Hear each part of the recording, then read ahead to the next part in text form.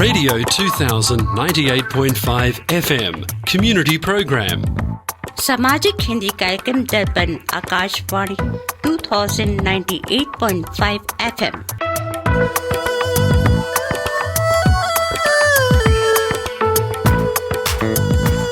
Welcome to the Hindi Show, featuring news, interviews, music and community announcements. स्वागत है दर्पण हिंदी कार्यक्रम में। आप सुनेंगे समाचार, विचार, संगीत और सामाजिक सूचनाएं। Radio 2000 98.5 FM Multicultural Radio.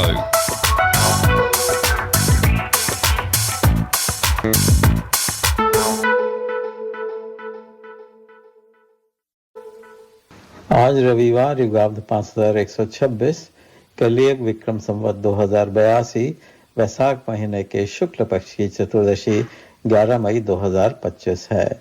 दर्पण के सभी श्रोताओं को प्रदीप कुमार सिन्हा का सप्रेम नमस्कार। अब सुनिए इस सप्ताह के समाचार। मुख्य समाचार इस प्रकार हैं। मोदी की उच्च स्तरीय बैठक, भारत पाकिस्तान के बीच संघर्ष शीघ्र बंद हो, ट्रंप, शहबाज शरीफ बंकर में और जनरल मुनीर हिरासत में, तथा वर्ल्ड बैंक से पाकिस्तान को धक्का। और अब सुनिए समाचार विस्तार से। प्रधानमंत्री नरेंद्र मोदी ने शुक्रवार को सुरक्षा स्थिति का जायजा लेने के लिए शीघ्र रक्षा नेतृत्व के साथ एक उच्च स्तरीय बैठक की अध्यक्षता की। भारत और पाकिस्तान में बढ़ते तनाव के बीच मोदी ने भविष्य की रणनीति बनाने के लिए रक्षा मंत्री राजनाथ सिंह, राष्ट्रीय सुरक्षा सलाहकार अजीत डोभाल, तीनों सेनाओं के प्रमुखों और प्रमुख रक्षा अध्यक्ष के साथ बैठक की। भारतीय प्रतिष्ठानों को 8 और 9 मई की मध्य रात्रि को निशाना बनाने के पाकिस्तानी प्रयासों का सशस्त्र बलों द्वारा आनुपातिक और पर्याप्त रूप से जवाब दिए जाने के साथ ही पाकिस्तान के साथ संघर्ष तीव्र हो गया। विंग कमांडर व्योमिका सिंह ने मीडिया को जानकारी देते हुए कहा कि पाकिस्तान ने 8 और 9 मई की दरमियानी रात को भारतीय सैन्य प्रतिष्ठानों को निशाना बनाने के लिए देश के हवाई क्षेत्र का उल्लंघन किया। भारत के जम्मू, पंजाब, राजस्थान में पाकिस्तान द्वारा किए गए हमले के जवाब में भारत ने पाकिस्तान के शहरों पर मिसाइल हमले शुरू कर दिए हैं। मीडिया खबरों के मुताबिक भारत के हमलों से डरकर पाकिस्तान प्रधानमंत्री शहबाज शरीफ बंकर में छुप गए हैं। पाकिस्तान के सेना प्रमुख जनरल मुनीर को हिरासत में ले लिया गया है। मीडिया खबरों के मुताबिक शमशाद मिर्जा बन सकते हैं नए आर्मी चीफ। भारत ने अपनी जवाबी कार्रवाई में लाहौर में स्थित पाकिस्तान के airborne warning and control system को तबाह कर दिया है। इसके अलावा 3 जेट्स को भी तबाह कर दिया। इसके अतिरिक्त भारत ने पाकिस्तान के फैसलाबाद, सरगोधा, मुल्तान और सियालकोट शहरों में भी डिफेंस सिस्टम को बर्बाद किया है। अमेरिकी राष्ट्रपति डोनाल्ड ट्रंप चाहते हैं कि भारत और पाकिस्तान के बीच संघर्ष जल्द से जल्द खत्म हो। व्हाइट हाउस ने शुक्रवार को ये जानकारी दी।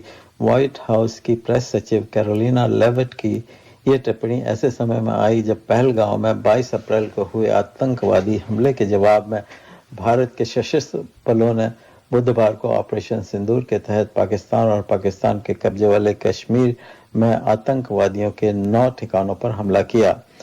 पहलगांव में हुए आतंकी हमले में 26 लोग मारे गए थे और मरने वालों में ज्यादातर हिंदू पर्यटक थे। लेविट ने कहा कि राष्ट्रपति ने कहा है कि वह चाहते हैं कि ये संघर्ष जल्द से जल्द खत्म हो। वह इस बात को समझते हैं कि ये 2 देश ऐसे देश हैं जिनका दशकों से एक दूसरे के साथ मतभेद है। लेविट ने कहा कि ऐसा मामला है जिसमें विदेश मंत्री अब हमारे राष्ट्रीय सुरक्षा मार्को रूबियो की अध्यक्षता में काम कर रहे हैं। विश्व बैंक के अध्यक्ष अजय बंगा ने पाकिस्तान को झटका देते हुए कहा है कि बहुपक्षीय एजेंसी की भारत और पाकिस्तान के बीच हस्ताक्षरित सिंधु जल समिति में सुविधा प्रदान करने के अतिरिक्त कोई भूमिका नहीं है। सिंधु, झेलम और चिनाब के जल बंटवारे के लिए 1960 में दोनों देशों ने इस संधि पर हस्ताक्षर किए थे। भारत ने 22 अप्रैल को जम्मू कश्मीर के पहलगांव में आतंकवादी हमले में 26 भारतीयों की हत्या के बाद दशकों पुरानी सिंधु जल संधि को निलंबित कर दिया है। पीआईबी ने विश्व बैंक के अध्यक्ष अजय बंगा के हवाले से सोशल मीडिया मंच एक्स पर लिखा कि हमारी भूमिका केवल एक सुविधा प्रदाता की है। मीडिया में इस बारे में बहुत अटकलें लगाई जा रही हैं कि विश्व बैंक किस तरह से समस्या को हल करेगा, लेकिन ये सब बेबुनियाद है। विश्व बैंक की भूमिका केवल एक सुविधा प्रदाता की है। वाणिज्य समाचार। भारत और पाकिस्तान के बीच सीमा पर बढ़ते तनाव के बीच कारोबार के आखिरी घंटे में तगड़ी बिकवाली होने से बृहस्पतिवार को स्थानीय शेयर बाजार के मानक सूचकांक सेंसेक्स में करीब 412 अंक की गिरावट आई, जबकि निफ्टी 140 अंक फिसल गया। शेयर बाजार में कमोवेश एक दायरे में कारोबार हो रहा था, लेकिन अंतिम घंटे में बिकवाली का जोर रहने से ये तेजी से नीचे आ गया। देश के कुछ सीमावर्ती शहरों में को पाकिस्तान द्वारा निशाना बनाने की नाकाम कोशिश की खबर सामने आते ही बिकवाली तेज हो गई। बीएसई का 30 शेयरों वाला आधारित मानक सूचकांक सेंसेक्स 411 अंक गिरकर 80,334 अंक पर बंद हुआ। इसी के साथ साप्ताहिक समाचारों का ये अंक यहीं समाप्त हुआ। आप सुन रहे हैं दर्पण हिंदी कार्यक्रम रेडियो 2000 FM 98.5 मेगाहर्ट्ज पर। आज आपके साथ हमारी नई टीम है। हमारे सामने बैठी हैं डॉक्टर शैलजा चतुर्वेदी और रंजना जी हमारे सामने, रंजना रमन जी। तो हमारा आज का कार्यक्रम थोड़ा सा अलग होने वाला है, क्योंकि हमारी टीम के लोग थोड़े अलग अलग हैं। हालांकि यतीन्द्र जी ने बड़ी अच्छी जानकारी दी पिछले 1 घंटे में, और बालू जी अभी हमारे साथ हैं। और आज के कार्यक्रम में हम नेशनल टेक्नोलॉजी डे के भी बारे में बात करेंगे, और इसके अलावा हम बड़े अच्छे अच्छे गीत लाए हैं, और हमारी 2 मेहमान भी हैं, उनसे भी आपको मिलवाएंगे। तो कार्यक्रम को आगे बढ़ाते हैं और सुनते हैं रंजना जी से आज का विचार। धन्यवाद प्रदीप जी। रेडियो दर्पण के सभी श्रोताओं को रंजना नवरमन का फिर से नमस्कार। आप सबको मातृ दिवस की हार्दिक शुभकामनाएं। और क्योंकि कार्यक्रम की शुरुआत हम आज का विचार से करेंगे, तो आज का विचार हम सभी माताओं को समर्पित करते हैं, जो न कि सिर्फ जन्म देने वाली माता है, जो माताएं जिन्होंने माँ की भूमिका अदा की हो किसी भी रूप में, किसी भी स्वरूप में, हम उनको यह समर्पित करते हैं। नास्ति मातृ समा छाया, नास्ति मातृ समा गतिः, नास्ति मातृ समम त्राणम, नास्ति मातृ समा प्रपाः। माता के समान कोई छाया नहीं, कोई आश्रय नहीं, कोई सुरक्षा नहीं। माता के समान इस विश्व में कोई जीवन दाता नहीं। तो इसी के साथ आज का विचार समाप्त होता है। सभी माताओं को हमारा नमन। बहुत सुंदर विचार रंजना जी, और इसी के साथ सुनते हैं ये भजन।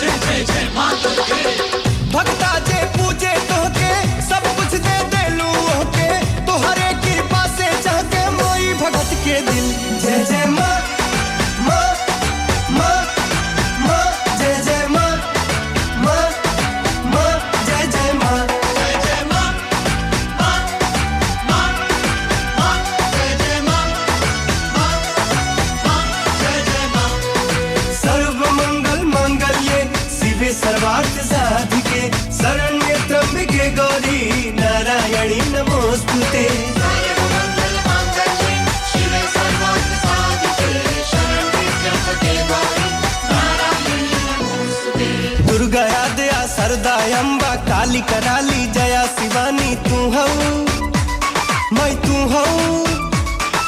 देवी भवानी दया दयानी शीतला पीता मैं महारानी तू हऊ, मैं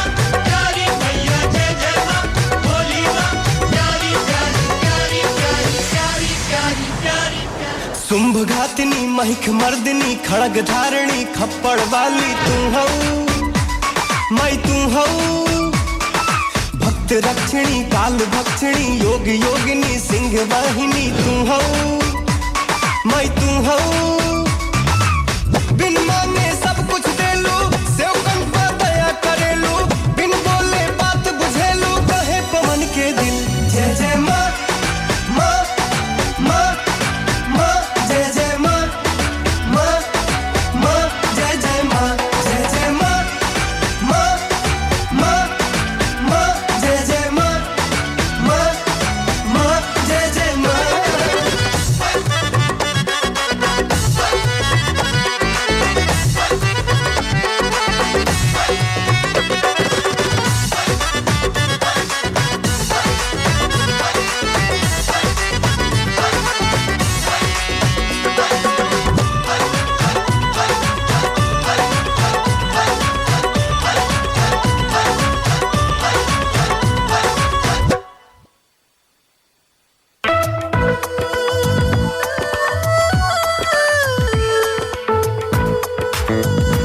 Radio 2000 98.5 FM and The Hindi Show. आप सुन रहे हैं दर्पण हिंदी कार्यक्रम 98.5 FM पर।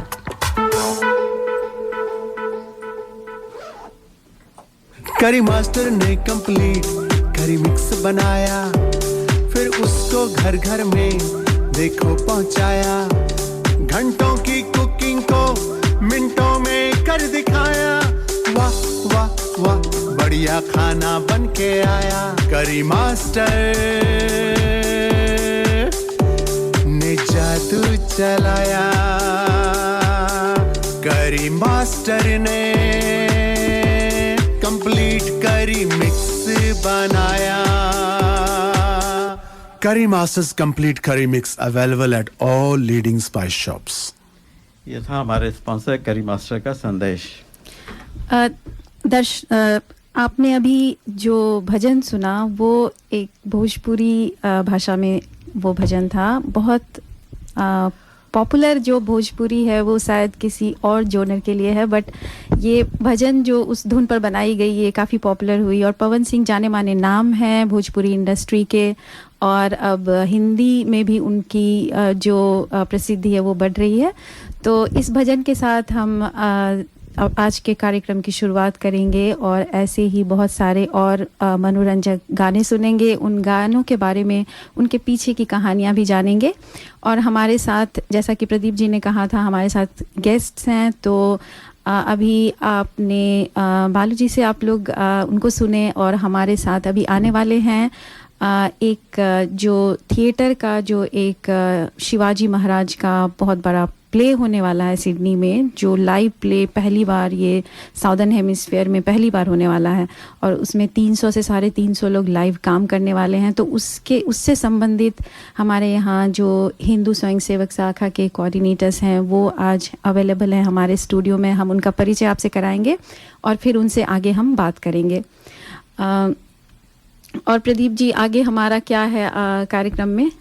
कार्यक्रम में बहुत सारे गीत हैं हमारे साथ और हमारे एक और मेहमान हैं, उनसे बाद में मिलाया जाएगा 2 बजे और अभी तीसरे घंटे में उनसे मिलाया जाएगा। उनसे साइकाइट्री के बारे में बात की जाएगी। शैलजा जी हमारी वैसे साइकाइट्रिस्ट हैं, एक्सपर्ट, इनका बहुत बड़ा एक्सपीरियंस भी है, लेकिन एक और साइकाइट्रिस्ट हमारे यहाँ आ रही हैं, उनसे भी बात होगी। उनसे मैं बात करना चाहूँगा इस बारे में कि यहाँ पर आकर यहाँ पर ऑस्ट्रेलिया में ये किस तरह से लोगों को की प्रॉब्लम सॉल्व की जाती है, किस तरह की प्रॉब्लम्स होती हैं, इस बारे में बात की जाएगी। तो हम कार्यक्रम आगे बढ़ाते हैं रंजना जी और आपको एक सुंदर सा गीत सुनाया जाए। जी, तो अभी जो गीत आप सुनने वाले हैं वो फिल्म नया दौर का ये देश है वीर जवानों का। जैसा कि हम सब जानते हैं, हम वॉर जोन में हैं, नहीं चाहते हुए भी जो हमारा लास्ट कहेंगे हम अंतिम विकल्प था वो हमको चुनना पड़ा है। वॉर हो रही है, हम सब जानते हैं, तो हमारे जो योद्धा हैं जो लड़ रहे हैं उनको हम प्रोत्साहित करना चाहते हैं। आप सब मिलकर अपना रोल अदा कर सकते हैं। ऐसा मत सोचिए कि मैं तो भारत में नहीं हूँ, मैं यहाँ ऑस्ट्रेलिया में हूँ, या मैं तो भारतीय नागरिक नहीं रहा। आप हर तरह से प्रोत्साहित कर सकते हैं और कुछ न कुछ आप अपने हिस्से से ज़रूर कर सकते हैं। तो इसी संकल्प को आगे बढ़ाते हुए जो हमारा अगला गाना है वो है ये देश है वीर जवानों का, जो कि एक योद्धाओं को प्रोत्साहित करने के लिए शायद इसका चयन हुआ है। तो इस गाने के बारे में मैं थोड़ा सा आपको बताना चाहती हूँ कि जब ये गाना फिल्म नया दौर रिलीज़ हुई थी तब दिलीप कुमार इसमें काम नहीं करना चाह रहे थे। उनको ऐसा लग रहा था कि ये कहानी बहुत कुछ पुरानी है या ऐसा कुछ कैची नहीं है इसमें। फिर बाद में जब अशोक कुमार ने इस कहानी को सुना तो बहुत उन्होंने उनको समझाया और तब दिलीप कुमार इस फिल्म में काम करने के लिए तैयार हुए। जब ये गाना रिलीज़ हुआ तो ये इतना ज़्यादा लोकप्रिय हो गया कि जो संगीतकार हैं ओपी नैयर इस गाने के, उनकी चर्चा शायद जो निर्देशक बी.आर. चोपड़ा हैं उनसे कहीं ज़्यादा होने लगी। और तब ये कहा जाता है कि बी.आर. चोपड़ा और ओपी नैयर के बीच में मनमुटाव हो गया। तो कभी कभी ऐसा होता है कि गाना जो है वो फिल्म से भी अधिक लोकप्रिय हो जाता है, और उसी का एक ये उदाहरण है। तो चलिए श्रोताओं इस गाने को हम सब सुनते हैं। और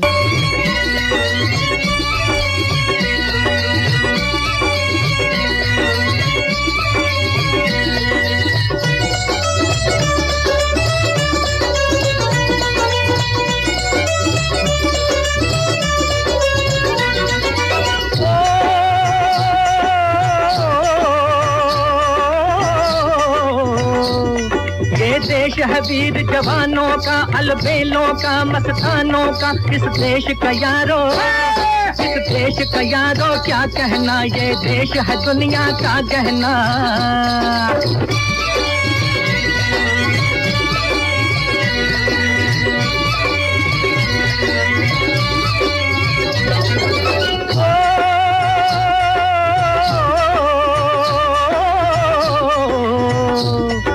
चौड़ी छाती वीरों की, यहाँ भोली शक्लें हीरों की, यहाँ गाते हैं रांझे, यहाँ गाते हैं रांझे, मस्ती में मचती हैं धूमें बस्ती में।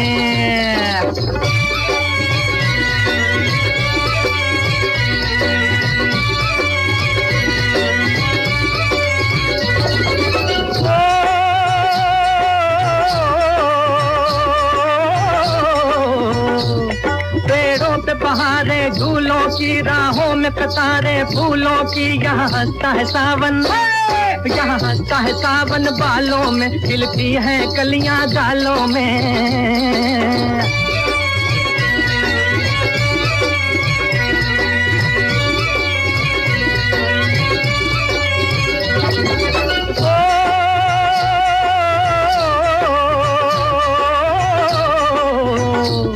कहीं दंगल शौक जवानों के, कहीं करतब तीर कमानों के, यहाँ नित नित मेले, यहाँ नित नित मेले सजते हैं, नित ढोल और ताशे बजते हैं।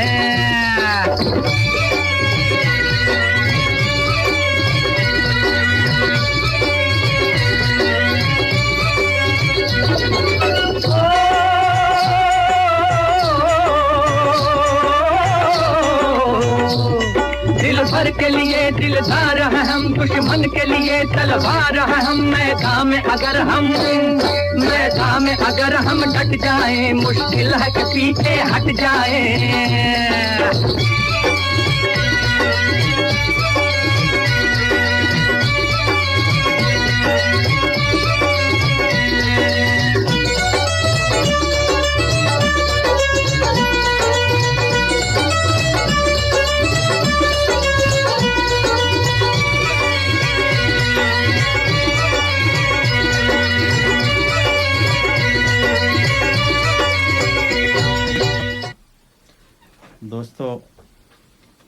दोस्तों हमारे साथ शैलजा जी बैठी हुई हैं। शैलजा जी के पास एक बड़ी सुंदर सी कविता है। शैलजा जी सुनाइए कविता। श्रोताओं, हमारा देश संकट में है, लेकिन भारतवर्ष हमेशा से संकट मोचन रहा है। उसके पास हर तरह की चुनौतियों का कहीं न कहीं से उपचार है। नीरज जी का, गोपाल दास, पद्मश्री गोपाल दास नीरज जी का आपने नाम सुना होगा। उन्होंने बहुत सी कविताएं लिखी हैं भारतवर्ष के लिए, लेकिन उनकी जो एक कविता आज मैंने आपके लिए चुनी है वो है पाकिस्तान के नाम पाती। बहुत पहले लिखी थी, क्योंकि आज ही नहीं, पाकिस्तान जब से बना है तब से उसका प्रीऑक्यूपेशन हमारे भारतवर्ष पे रहा है। बनने का आधार ही गलत नाश हो रहा है, आधार ही गलत है बनने का। बिल्कुल। तो गोपाल दास नीरज जी की कविता है पाकिस्तान के नाम मेरी पाती। अच्छा। कुछ नहीं मालूम केवल बात इतनी सी पता है, कुछ नहीं मालूम केवल बात इतनी सी पता है, मर रहा है प्यार मजहब से हुई ऐसी खता है। मैं न लिखता खत तुझे लेकिन रहा जाता नहीं है, मैं न लिखता खत तुझे लेकिन रहा जाता नहीं है, दर्द ऐसा है सहूं सहा भी जाता नहीं है। शोर यह नफरत भरा जिसमें कि डूबी है कराची, शोर यह नफरत भरा जिसमें कि डूबी है कराची, सुन उसे शर्मा रहे हैं रे कुतुब मीनार सांची। उग रही जो सिंधु तट पर वह फसल वो बारूद वाली, देख उसको हो रही है ताज की तस्वीर काली। बम जिसमें बंद है सिंदूर हर क्वारी दुल्हन का, बम जिसमें बंद है सिंदूर हर क्वारी दुल्हन का, हो रहा है जर्द उसे हुस्न मरियम की बहन का। नग्न संगीने टगी जिन पर की बेपर्दा जवानी, नंग संगीने टगी जिन पर की बेपर्दा जवानी, कब्र अकबर की फटी है याद कर उनकी कहानी। गड़गड़ाहट टैंक की जो बादलों की हम सफर है, नाद उसका सुन जुमा मस्जिद की ये नीची नजर है। बहुत सुंदर, बहुत सुंदर। क्या कहा बस कुछ हदों के हेतु यह रस्साकशी है, क्या कहा बस कुछ हदों के हेतु यह रस्साकशी है, इसलिए हो बस हुई दुश्मन तुझे सबकी खुशी है। गर ज़मीनें चाहिए तो तोप के मुंह बंद कर दे, गर ज़मीनें चाहिए तो तोप के मुंह बंद कर दे, और हर वीरान गमले में खुशी का फूल भर दे। फेंक दे बंदूक हाथों में उठा वो बीन तारा, जो अगर छिड़ जाए दीपक गा उठे संसार सारा। मोड़ दे रुख इन जहाजों का उधर जाए जिधर से, ओ मोड़ दे रुख इन जहाजों का उधर आए जिधर से, चाल ऐसी चल कि खुद मंजिल करे शादी सफर से, चाल ऐसी चल कि खुद मंजिल करे शादी सफर से। बहुत सुंदर। वो कहानी बन की तेरी याद हर इतिहास रखे, वो कहानी बन की तेरी याद हर इतिहास रखे, आदमियत हो न फिर बदहाल ऐसे ढाल सिक्के। और दिल का आईना यूं प्यार से उजला बना ले, और दिल का आईना यूं प्यार से उज्जल बना ले, मुस्कुराहट का हमारी तू वहाँ बैठा मजा ले। मैं कुछ ही इसके छंद पढ़ रही हूँ क्योंकि बहुत लंबी कविता है, बस 2-4 और बाकी हैं। बात तो तब है कि अपने हृदय ऐसे मिले हों, बात तो तब है कि अपने हृदय ऐसे मिले हों, घर हमारा जग उठे जब दीप तेरे घर जले हों, और तेरे दर्द को मेरी खुशियों दे सहारा, और तेरे दर्द को मेरी खुशियों दे सहारा, आंख तेरी हो मगर इसमें बने आंसू हमारा। क्या बात है। आंख तेरी हो मगर इसमें बहे आंसू हमारा। मीर की गजलें उसी अंदाज से हम चूमते हैं, मीर की गजलें उसी अंदाज से हम चूमते हैं, जिस तरह से सूर के पद गुनगुना कर झूमते हैं। मस्जिदों से प्यार उतना ही हृदय को है हमारे, है हमें जितने की प्यारे मंदिरों मठ गुरुद्वारे। हम नहीं हिंदू मुसलमान, हम नहीं हिंदू मुसलमान, हम नहीं शेखो बिरहमन, हम नहीं हिंदू मुसलमान, हम नहीं शेखो बिरहमन, हम नहीं काजी पुरोहित, हम नहीं रामू रहीमन। भेद के आगे खड़े हम फर्क से अनजान हैं हम, भेद के आगे खड़े हम फर्क से अनजान हैं हम, प्यार है मजहब हमारा और बस इंसान है हम। क्या बात, क्या बात, बहुत सुंदर, And बहुत इसकी- सुंदर। काश इसको समझ पाते लोग, पाकिस्तान के लोग। और घायल हो गए जब जवां सपने हमारे, और घायल हो गए थे जब जवां सपने हमारे, तुम कफन लेकर बढ़े थे और हम लेकर अंगारे। वही आज हो रहा है कि वो कफन लाए हैं हो मंगारे कि युद्ध छुड़ चुका है। और घायल हो गए थे जब जवां सपने हमारे, तुम कफन लेकर बढ़े थे और हम लेकर अंगारे। कौन है त्योहार जो हमने मनाया हो न मिलकर, कौन है त्योहार जो हमने मनाया हो न मिलकर, साथ ही सोकर जगे हम साथ ही हमको मिले पर। और आखिरी इसका था, है घृणा अंधी, है घृणा अंधी न सहती रोशनी उसकी नज़र है घृणा अंधी न सोच न सहती रोशनी उसकी नज़र है। वह न ये भी जानती मस्जिद किधर मंदिर किधर है। बहुत सुंदर। वो बढ़ी यदि तो दोबारा कारवां वीरान होगा, वो बढ़ी यदि तो दोबारा कारवां वीरान होगा। आज सुबह की जो इंसिडेंट्स है उस पर बिल्कुल ठीक जमती है। यह बढ़ी यदि तो दोबारा कारवां वीरान होगा, हम भले हों किंतु धरती पर नहीं इंसान होगा। क्या बात है। हम बढ़े किंतु धरती पर नहीं इंसान, इंसानियत खत्म हो जाएगी। बिल्कुल, पूरे कॉन्टेक्स्ट को कुछ पंक्तियों में आपने नीरज जी की पंक्तियों में कह दिया। हाँ, कितनी रेलेवेंट है, एकदम सामयिक आपने कविता पढ़ी है जो एकदम आजकल के परिप्रेक्ष्य में एकदम रेलेवेंट है। yes, तो कार्यक्रम को आगे बढ़ाया जाए। रंजना जी, आप हमारे मेहमान से बात करवाना चाहेंगे? तो श्रोताओं, हमारे जिन मेहमानों के बारे में हमने बात की थी कि जो शिवाजी महाराज के ऊपर जानता राजा जो हिंदी में आने वाला है अगस्त में सिडनी में, और जो जैसा कि हमने बोला सॉदर्न हेमिस्फीयर में ऐसा पहली बार होने वाला है, उसको आपके सामने उनकी डिटेल्स लाने के लिए हमारे साथ 3 मेहमान हैं, चैतन्या जी, कल्याणी जी और दीपेश जी। तो मैं चैतन्या जी को बोलूँगी कि वो अपना इंट्रोडक्शन दें और बताएं इस प्ले के बारे में, कल्याणी जी के बारे में और दीपेश जी के बारे में। तो चैतन्या जी। धन्यवाद रंजना जी और आप सभी को।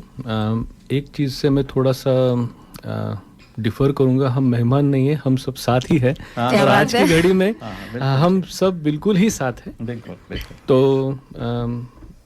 ऐसा है, आप सबकी हिंदी बहुत अच्छी है। हम महाराष्ट्र से हैं तो हमारी हिंदी थोड़ी अलग हो सकती है, मगर सब भारतीय हैं। हाँ, ये ज़रूर है। और जो अभी की सिचुएशन है तो उसके लिए एक हम सभी को स्फूर्ति मिलने के लिए एक जो कहते हैं जो अविरत एक स्रोत है, वो स्रोत है हमारे छत्रपति शिवाजी महाराज का। जी। तो हम लोग सारे भाग्यशाली हैं कि अपने भारतवर्ष में ऐसे महापुरुष हुए। और मैं महाराष्ट्र से हूँ तो मैंने बचपन से ही उनका इतिहास पढ़ा है और देखा है, क्योंकि पुणे से हैं हम लोग सारे। तो वहाँ ऐसा है कि वहाँ पे सारी जो घटना हुई वो हम लोग एक्चुअली जाके देख सकते हैं। हैविंग सेड दैट, इस जानता राजा ये जो महानाट्य है, इसके बारे में थोड़ा सा मैं बताना चाहूँगा। तो 1984 तब ये नाटक का पहला मराठी में इसका प्रयोग हुआ। तो जनरली जब हम कोई भी नाटक के बारे में बोलते हैं तो एक ऐसे हमारे मन में एक क्या कहते हैं, एक ऐसी तस्वीर होती है कि एक थिएटर होगा या नाट्यगृह हॉल होगा और उसके अंदर पर्दा होगा और कुर्सियाँ, मतलब एनक्लोज्ड ऐसे होता है। तो ये पूरा जो कॉन्सेप्ट है, इसको पूरा छेद देने वाला और एक बहुत अच्छे कारण से छेद देने वाला ऐसा ये महानाट्य है। 1984 में पुणे में ये नाटक हुआ था एक बहुत बड़े स्टेडियम में, ओपन स्टेडियम। हाँ। तो पहले तो मैं श्रोताओं को कहना चाहूँगा कि हमारे जानता राजा के एक बहुत बड़े, जिसको कहते हैं कि आधार स्तंभ, डॉक्टर अजितराव आपटे पुणे से हैं। तो वो शुरू से जुड़े हुए हैं। ये नाटक लिखा था शिवशाहीर बाबा साहब पुरंदरे ने। तो अब वो है नहीं, लास्ट ईयर वो नहीं रहे हमारे बीच, मगर उनके साथ पहले प्रयोग से जुड़े हुए डॉक्टर अजितराव आपटे थे। तो उनका एक इंटरव्यू हमने रिकॉर्ड किया था किसी कारणवश, और वो अच्छे से रिकॉर्ड नहीं हो पाया जी। तो रंजना जी अब मेरी छोटी बहन जैसी है, और उन्होंने मुझे बोला कि आप बोलें, तो मैं प्रयास करूंगा, क्योंकि वो बहुत बड़े हैं मेरे से, तो मैं प्रयास करूंगा कि उन्होंने जो मुझे बोला मैं बता सकूं। ये जो नाटक है इसमें शिवाजी महाराज की जीवनी, मतलब उनके जन्म से लेकर ही नहीं, उनके जन्म से पहले एक अराउंड 150-200 साल, और तब से लेके उनका जो कोरोनेशन, जिसको राज्याभिषेक कहते हैं, तब तक की ये पूरी जीवनी है। 3-3.5 घंटे का महानाट्य। 3-3.5 घंटे में आपको 300 साल 400 साल जी, जी। तो 3-3.5 घंटे का ये महानाट्य, ये जो मैं शब्द प्रयोग कर रहा हूँ, इसके पीछे बहुत बड़ा एक कारण भी है। अभी आपने 300-350 जो बोला, वो सिर्फ सालों का ही नहीं, वो नाटक में 300-350 लोग एक साथ स्टेज पे दिखते हैं। अच्छा, बहुत अच्छी बात है। अच्छा, ये बताइए कि आपने इसके बारे में, आपने जो लोग हैं आपको अरेंज करना होगा, आपके कलाकार लोग कहाँ पर होंगे और कहाँ पर होगा, आपने डिसाइड किया क्या? हाँ, ये सब जो है ये मैं कल्याणी जी से बोलूँगा कि वो बताएं, क्योंकि E3 इवेंट्स ये ऑर्गेनाइजर्स हैं। तो कल्याणी जी और दीपेश जी ये सब ऑर्गेनाइज कर रहे हैं, तो आप प्लीज़ अगर बताएं तो।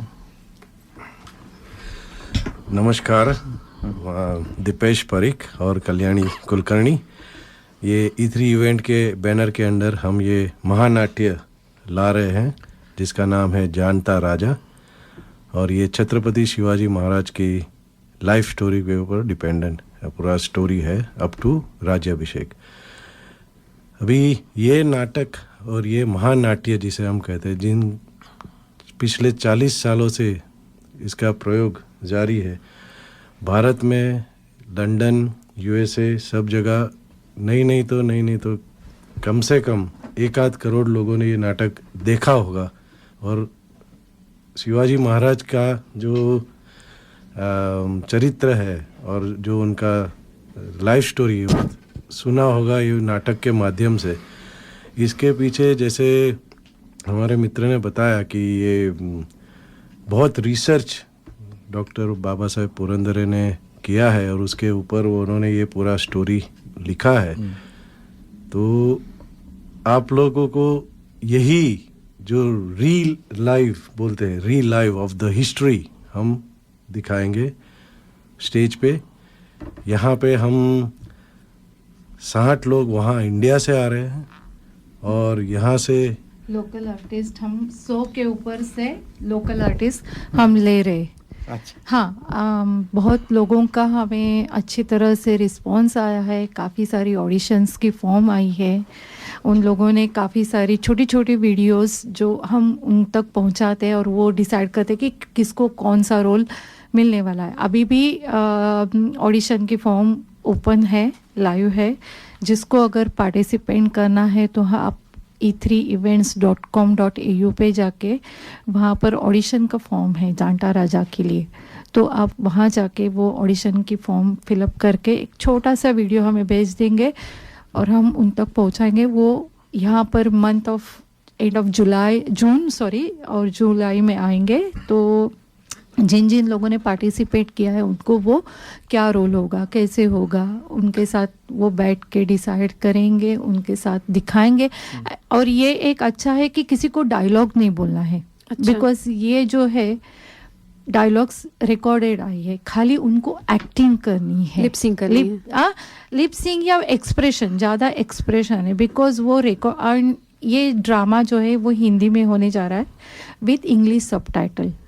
जिन जिन बच्चों को अगर कुछ भाषा हिंदी वर्ड्स जो होते हैं हेवी होते वो समझ में नहीं आता है, तो हम लोग लाइव बड़ा सा स्क्रीन भी रखने वाले हैं और वहाँ पर इंग्लिश सबटाइटल भी दिखाएंगे जो बच्चों को अच्छी तरह से समझ में आएगा। तो सारी जितनी भी इंफॉर्मेशन है वो हमारे व्हाट्सएप ग्रुप में डाल सकते हैं जिससे कि लोग पार्टिसिपेट कर सकें। हाँ, जरूर जरूर जरूर जरूर। और हमने इसलिए वेन्यू भी ऐसा सिलेक्ट किया है जहाँ पे 4000 लोग ये नाटक देख सके। रोज हिल रेस कोर्स, वहाँ पार्किंग का भी कोई प्रॉब्लम नहीं है। It is really nice venue.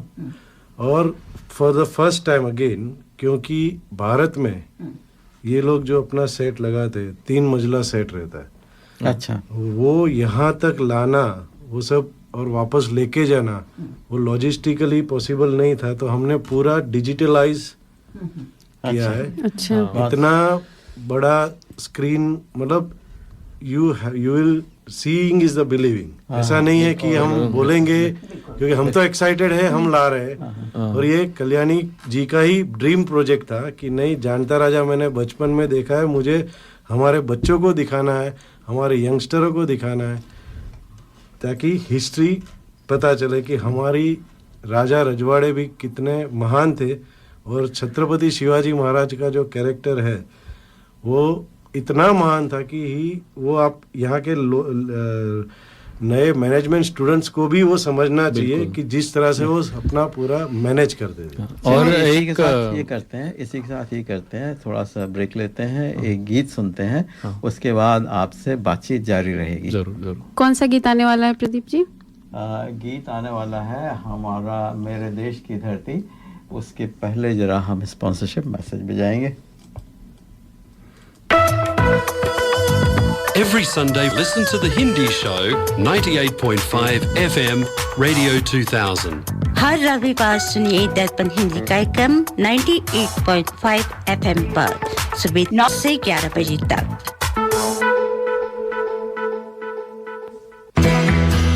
भाई साहब, ये करी मास्टर्स और अन्य मसालों में क्या अंतर है?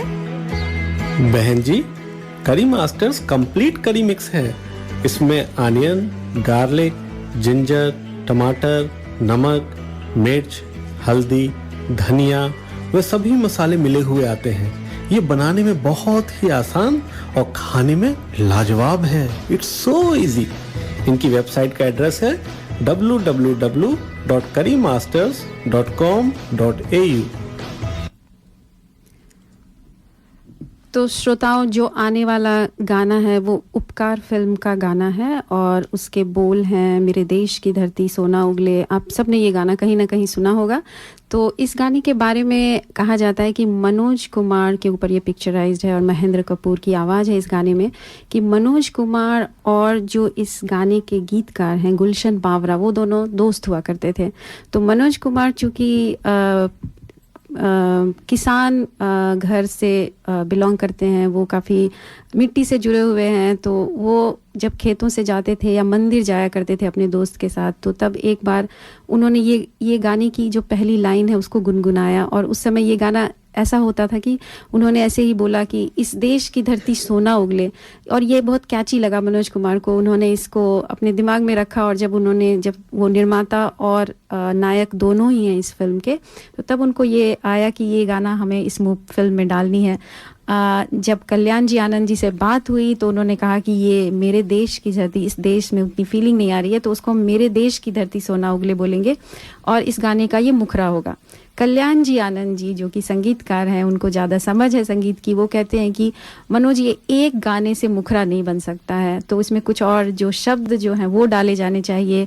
और तब उनके जो गुलशन बावरा जो दोस्त थे और वो गीतकार भी हैं, उनको बुलाया गया और उनसे मनोज कुमार ने कहा कि एक किसान की ज़िंदगी में या एक दिन में जो चीज़ें वो देखते हैं, जैसे कि बैल की घंटी हो गई या खेत हो गया या पानी हो गया या जो हवाएं हैं, वो सब इस गाने में होनी चाहिए।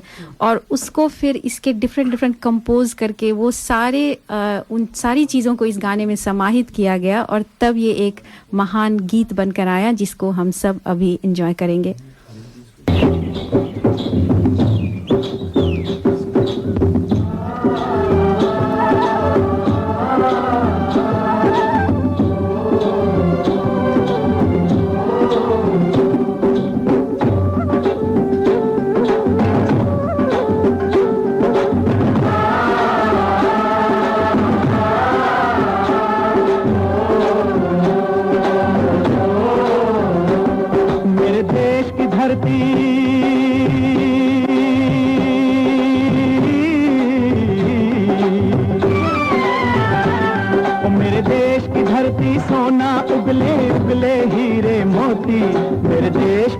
धरती, मेरे देश की धरती, मेरे देश की धरती, सोना उगले उगले हीरे मोती, मेरे देश की धरती, मेरे देश की धरती।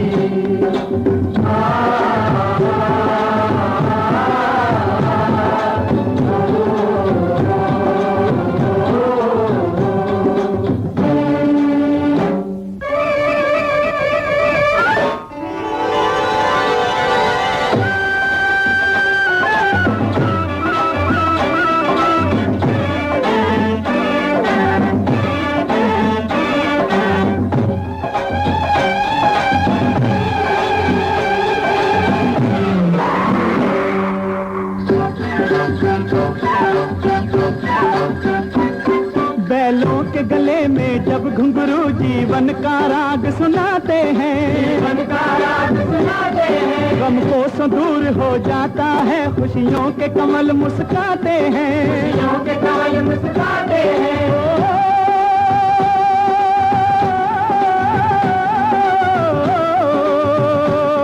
सुन के रहट की आवाजें, सुन के रहट की आवाजें, यूं लगे कहीं शहनाई बजे, लगे कहीं शहनाई बजे। आते ही मस्त बहारों के दुल्हन की तरह हर खेत सजे, दुल्हन की तरह हर खेत सजे। मेरे देश की धरती,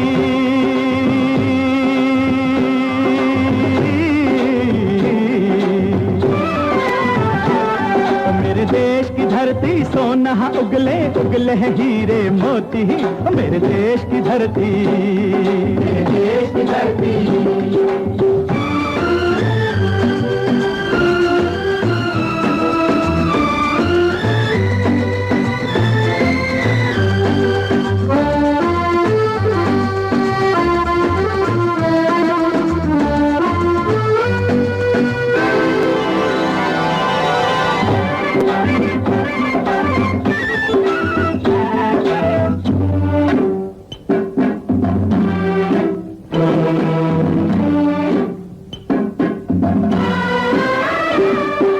चलते हैं इस धरती पे हल ममता अंगड़ाइयाँ लेती है, अंगड़ाइयाँ लेती है। क्यों ना पूजे इस माटी को जो जीवन का सुख देती है, जीवन का सुख देती है।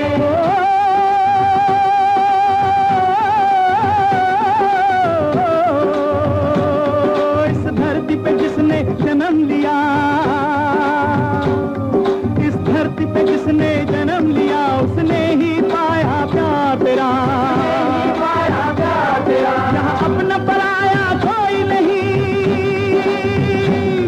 यहाँ अपना पराया कोई नहीं है, सब पे माँ पुकार तेरा है, सब पे माँ पुकार तेरा। मेरे देश की धरती,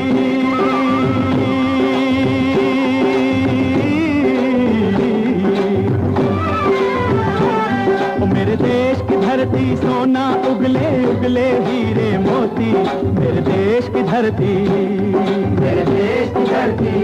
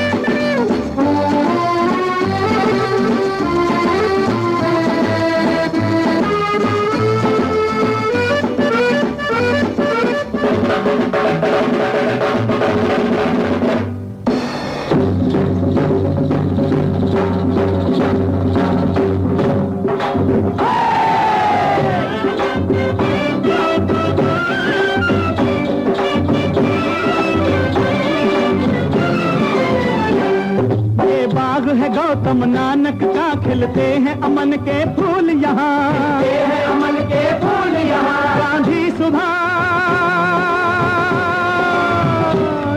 गांधी सुभाष टैगोर तिलक, ऐसे हैं चमन के फूल यहाँ, ऐसे हैं चमन के फूल यहाँ। रंग हरा हरी सिंह नलवे से, रंग लाल है लाल बहादुर से,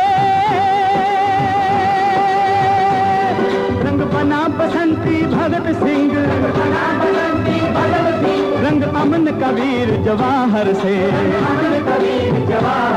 मेरे देश की धरती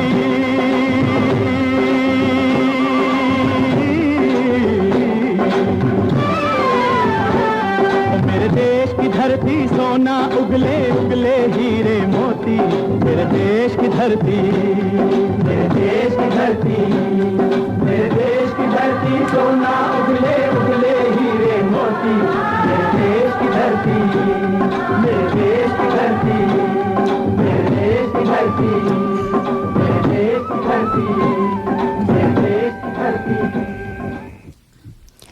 तो श्रोताओं, उम्मीद है कि इस गीत के माध्यम से आपने अपने देश को याद किया होगा। हमारे जो मेहमान या हमारे मित्र हमारे साथ हैं, हम उनसे बातचीत आगे बढ़ाएंगे। मैं रेडियो दर्पण के माध्यम से हमेशा ये आवाज़ उठाती रही हूँ कि मैं NCERT से पढ़ी, तो मुझे शिवाजी महाराज के बारे में कक्षा 12वीं तक मुझे कुछ भी नहीं पता था, और ये एक बहुत बड़ा एक बौद्धिक जो बोलते हैं आघात है वो किया गया है। तो मैं चाहती हूँ कि ये सुना जाए, इस पे कुछ तो काम किया जाए, क्योंकि जब आप पुस्तकों में इतने महान सम्राट जो हमारा भारतीय इतिहास है उसके बारे में नहीं बताते हैं, तो हम अगर नहीं जानते तो हम अपने बच्चों को कैसे बताएंगे। तो उस नज़रिए से जो ये प्ले होने वाला है वो हिंदी में है, उसके जो ऑडियंस होंगे वो काफ़ी बड़े बेस में होंगे, और हम चाहते हैं कि ज़्यादा से ज़्यादा लोगों को ये पता चले, वो जाने, वो देखें, और उसके बारे में हम बात करेंगे। तो हिंदी में ये पहले भी इंडिया में हो गया है।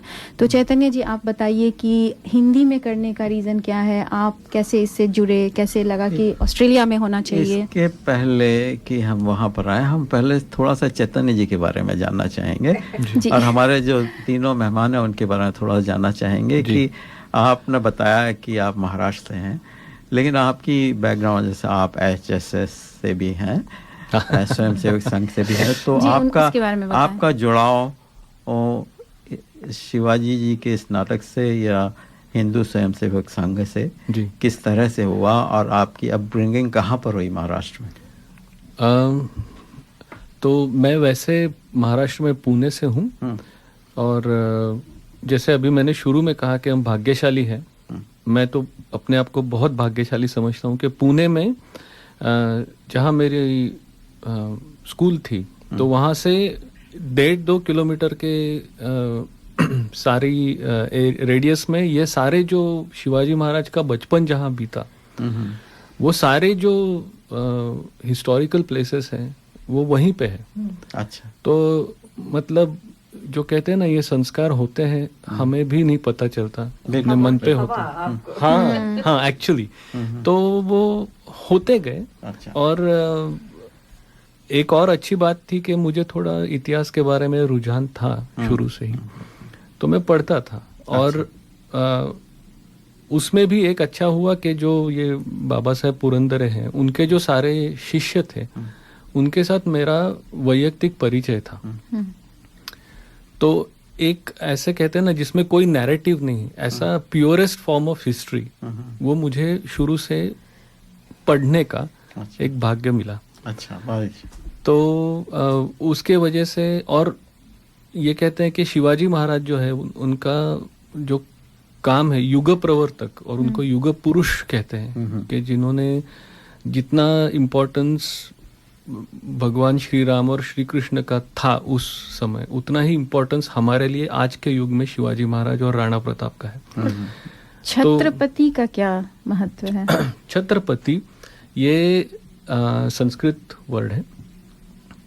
तो सार्वभौम, छत्रपति सार्वभौम मतलब कि कोई किसी का अंकित नहीं। तो हमारा जो स्वराज्य है, हमारा मतलब हिंदुओं का, मराठी नहीं, हिंदुओं का जो स्वराज्य है वो सार्वभौम है, और उस स्वराज्य का जो पालन करता है, जिन्होंने वो छत्र संभाल के रखा है, छत्र के पति, वो शिवाजी महाराज, ऐसा उसका अर्थ है। तो ये इम्पोर्टेंट इसलिए है, इसीलिए मैं नाटक के तरफ दोबारा आता हूँ कि इस नाटक की जो शुरुआत दिखाई गई है उसमें शिव पूर्व काल ऐसा एक कॉन्सेप्ट है कि शिवाजी महाराज के जन्म के पहले के 150-200 साल में क्या परिस्थिति थी भारतवर्ष में, कितना अन्याय होता था और जब उनका जन्म हुआ तब क्या हुआ, और उसके बाद उनके जन्म से लेकर 44 साल तक का जब उनका राज्याभिषेक हुआ, उतना ये नाटक का स्कोप है। अच्छा। तो उसमें तब जन्म के पहले के 200 साल का क्या मतलब सिचुएशन था, और राज्याभिषेक के वक्त हमारी जो मनस्थिति थी और जो हमारी जो बॉडी लैंग्वेज जो कहते हैं ना, वो क्या थी, कैसे हम लोग स्ट्रांग बने अंदर से, उसके पीछे प्रेरणा क्या थी, ये सब जो है ये नाटक में इतने बड़े स्टेज पे दिखाया गया है कि जैसे अभी मैं बताना चाहूँगा कि कुछ दिन पहले छावा मूवी आई है। तो छावा मूवी थी छत्रपति संभाजी महाराज, जो दूसरे छत्रपति उनके बेटे थे। तो उसकी जो एक क्या कहते हैं, एक इम्पैक्ट हुआ, और लोगों को शायद जैसे आपने रंजना जी कहा कि भारत में रहने के बाद भी ये थोड़ा दुर्भाग्य की बात थी कि महाराष्ट्र से बाहर शिवाजी महाराज का जो महत्व है वो सही तरीके से पहुंचाया नहीं गया था, अब जा रहा है। तो हम ये कह सकते हैं कि इस नाटक को अगर आप देखें तो जो इम्पैक्ट आपको छावा मूवी देखने के बाद हुआ और जो प्रेरणा मिली, उतनी ही, या कहें उससे थोड़ी सी ज्यादा, क्योंकि ये नाटक लाइव देखोगे आप, और इतनी बड़ी, जैसे अभी दीपेश जी ने कहा 3 मंजिल का स्टेज होता है, और 3 मंजिल के स्टेज पे ये सब नाटक होता है, तो उसकी प्रेरणा और उसका इम्पैक्ट हमारे सारे प्रेक्षकों को बहुत अच्छा रहेगा। वो देखने चलिए का। इसी के साथ साथ हम थोड़ा सा आ जाते हैं कल्याणी जी पर। कल्याणी जी, आप अपने बारे में बताइए। नमस्कार, मेरा नाम कल्याणी कुलकर्णी है। मैं इंडिया से, मुंबई से हूँ। अच्छा। मराठी बैकग्राउंड। यहाँ पर 20 साल से हूँ, मोर देन 20 इयर्स। जब आई तो यहाँ पर मैंने 10 साल एज अ हाउस वाइफ रही, बच्चों को देखा, घर देखा।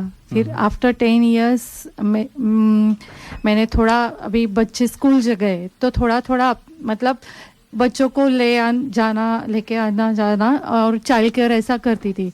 सो उसके ऊपर से मैं ट्रांसपोर्टेशन का बिजनेस में स्टार्ट किया। अच्छा। हाँ, एक गाड़ी से लेके मेरे पास अभी 8-10 गाड़ियां हैं। जो अच्छा। 12 सीटर मिनी बस से लेके अपना मर्सिडीज है, 8 सीटर गाड़ियां हैं, मर्सिडीज 5 सीटर्स भी है। So airport transfer, car rental, day tours, senior citizen tours, ऐसे में 20 साल से मतलब यहाँ तक पहुँची हूँ। मेरे साथ अभी लास्ट ईयर से मैं और दीपेश जी यहाँ पर है, हम दोनों बिजनेस पार्टनर है। सो एक अंडर वन रूफ, वो अपने बारे में बताएंगे, बट मैं बताती हूँ कि दीपेश जी के साथ मिलके मैं ट्रांसपोर्टेशन, हमारा प्रिंटिंग का बिजनेस भी है, और ये E3 इवेंट्स, हम तीनों बिजनेस एक साथ चलाते हैं 1 साल से। बड़ी अच्छी बात है, बड़ी अच्छी है। दीपेश जी, आप आ जाए, आप बताइए अब। Thank you. Basically same Mumbai से, engineering background, management, consultant management study किया हुआ है। मैं खुद बिजनेस कंसल्टेंट हूँ, रह चुका हूँ, तो मुझे बिजनेस की सेंस ज़्यादा है, और उस हिसाब से मैं न्यू वेंचर में अपना, और प्लस मुंबई से हूँ, बॉलीवुड से कनेक्शन है, तो मैंने अपना इवेंट कंपनी E3 इवेंट चालू किया। और लास्ट, जैसे कल्याणी ने बताया, हम 1 साल से साथ में है, तो हमने इवेंट मैनेजमेंट का एक company under one roof, we are providing transportation, printing and events as well. तो ये मेरा छोटा सा बैकग्राउंड है। नहीं, ये बड़ा अच्छा बैकग्राउंड है आपका। और आप लोग इतना बिजी रहकर, अपना पर्सनल बिजनेस में बिजी रहकर भी इतना बड़ा काम कर रहे हैं, ये बड़ी खुशी की बात है कि इतना डेडिकेशन है आप लोगों में। तो रंजना जी, अब आपके सवाल पर आ जाते हैं कि आप ये हिंदी में क्यों कर रहे हैं, ये बताइए। ओके, बहुत अच्छा प्रश्न था। अगर आप ये ना पूछते तो भी मैं आपसे विनती करता कि ये पूछिए। जैसे पहले हमने कहा कि महाराष्ट्र से होने की वजह से ये संस्कार अपने आप होते हैं, बट इसके साथ ये हमारा दायित्व भी है, रिस्पॉन्सिबिलिटी है कि सिर्फ ये हमारा स्वार्थी ना बने, सबके ये हमारी रिस्पॉन्सिबिलिटी है। क्योंकि जैसे कहा in the purest form of कि जिससे हमें प्रेरणा मिले ऐसा कौन है हमारे लिए, तो शिवाजी महाराज। तो ये जो नाट्य था ये ऐसा एक प्रेरणा का स्रोत है। तो इसके लिए मैं थोड़ा सा एक छोटी स्टोरी बताऊंगा अगर आपकी ये है तो, कि आप सबको याद होगा कि कुछ साल पहले अटल जी की जब ये थी तो आगरा में जो लाल किला है, हाँ, वहाँ पे उस लाल किले के सामने शिवाजी महाराज की मूर्ति का अनावरण हुआ था। तो उसके पहले सोचा गया था, अजीत जी ने ही मुझे ये कहानी बताई है, तो उसके पहले सोचा गया था कि हिंदी में होना चाहिए नाटक, मगर वो एक ऐसे होता ना कि एक बूस्टर मिल गया, तो उसकी वजह से उन्होंने बोला, यूपी गवर्नमेंट, महाराष्ट्र गवर्नमेंट और सेंट्रल गवर्नमेंट तीनों ने बोला कि ये यहाँ पे मूर्ति का अनावरण हो रहा है, तो इससे अच्छा और क्या अवसर हो सकता है कि ये वहाँ हो। तो आगरा के किले के सामने पहला हिंदी जो है उसका प्रयोग हुआ। अच्छा। उसके बाद ये फिर उसमें 3-4 राज्यों के मुख्यमंत्री थे और उस वक्त के जो गृह मंत्री आडवाणी जी वो भी थे। तो उसके बाद पता चला कि हाँ ये तो अच्छा है, होना चाहिए। तो उसके बाद वो भारत में सभी राज्यों में हुआ है। अभी एक्चुअली अजीत जी से हमारी जब लास्ट बात हुई थी तो वो गुजरात में थे, मोरबी में, वहाँ पे प्रयोग चल रहा था, और उसके बाद झारखंड में है ऐसे उन्होंने मुझे बोला।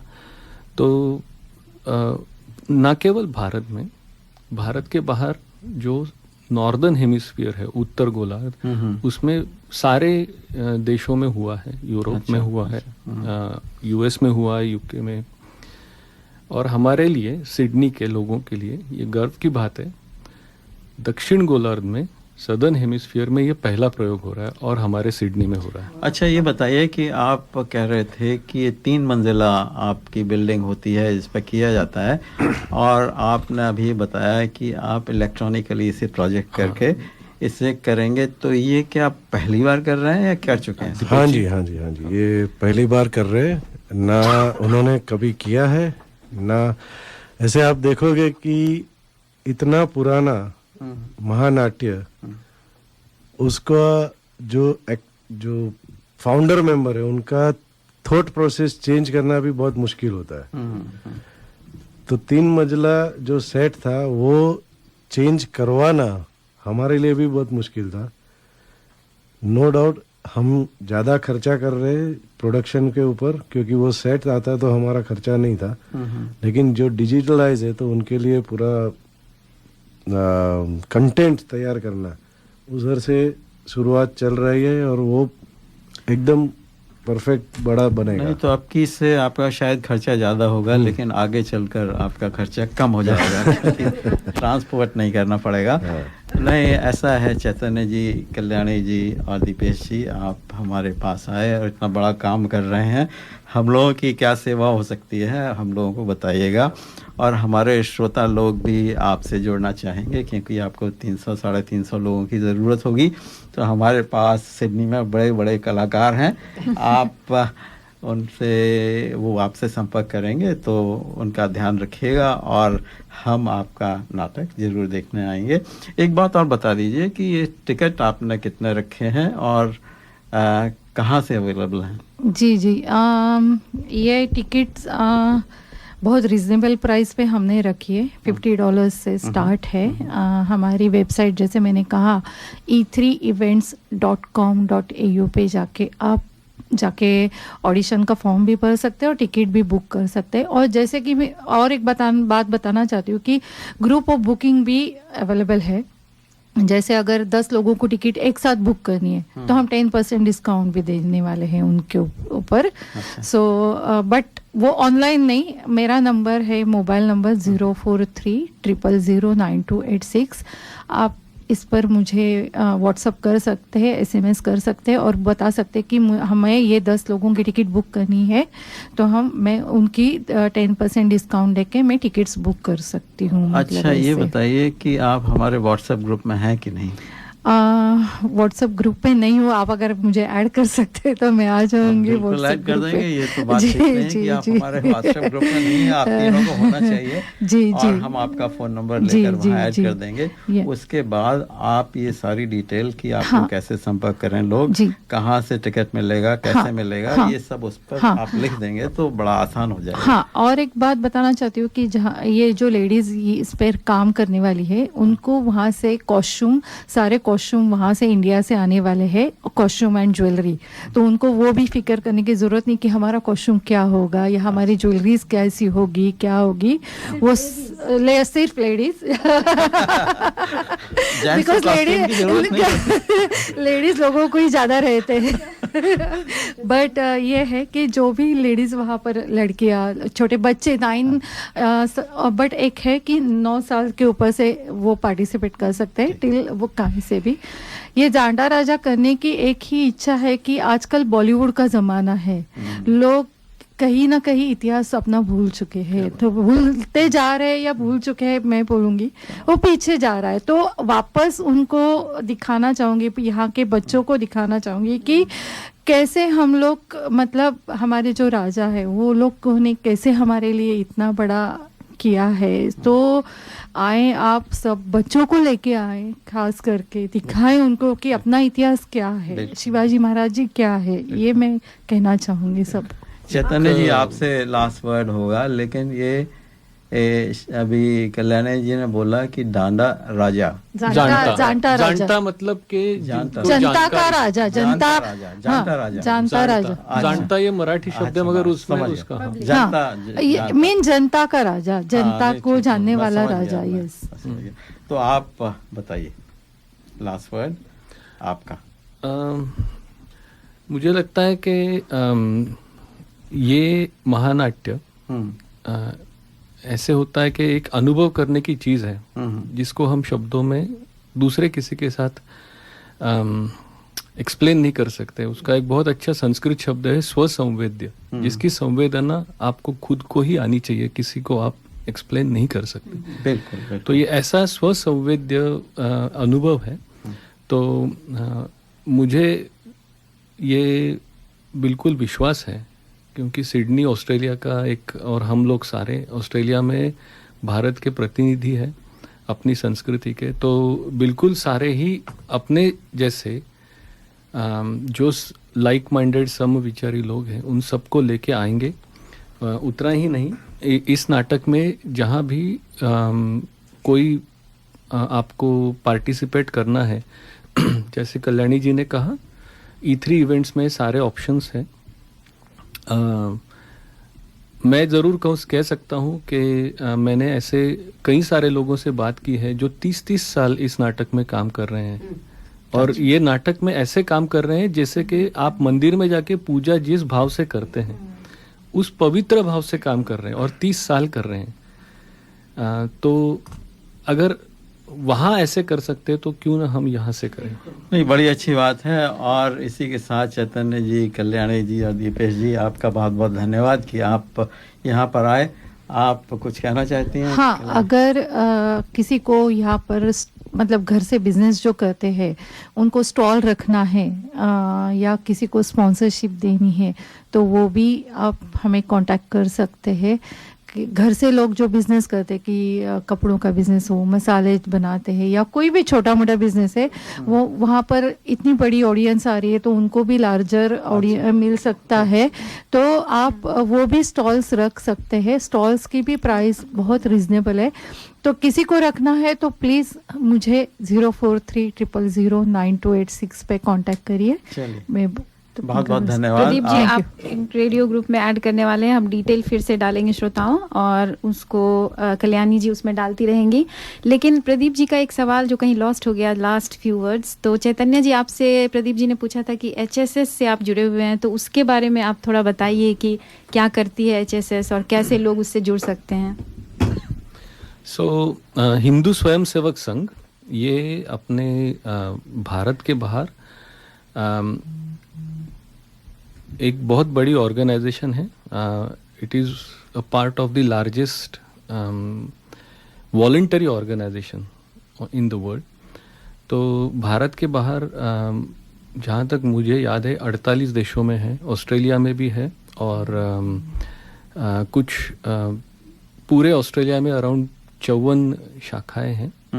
तो सिडनी में 22 हैं और उसका फुल फॉर्म क्या है? हिंदू स्वयंसेवक संघ. हाँ. तो इसका जो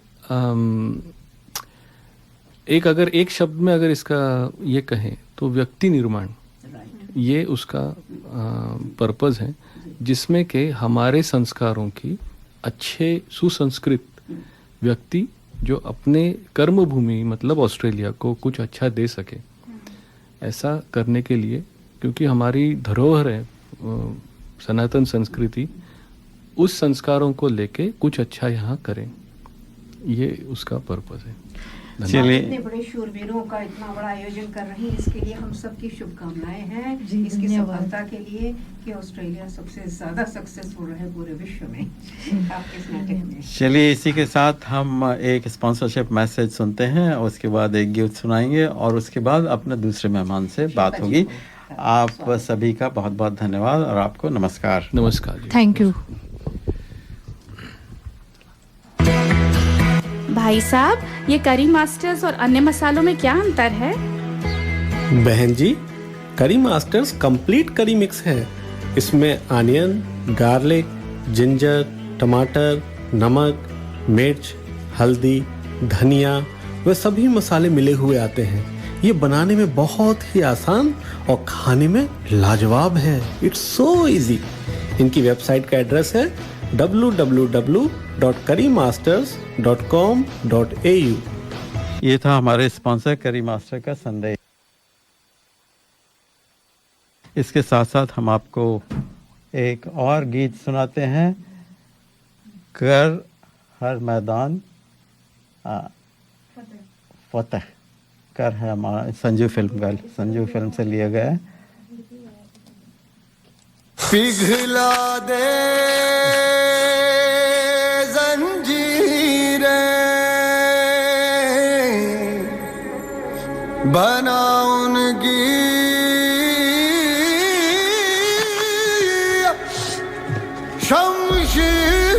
शमशीरें, कर हर मैदान फतेह बंदिया, कर हर मैदान फतेह.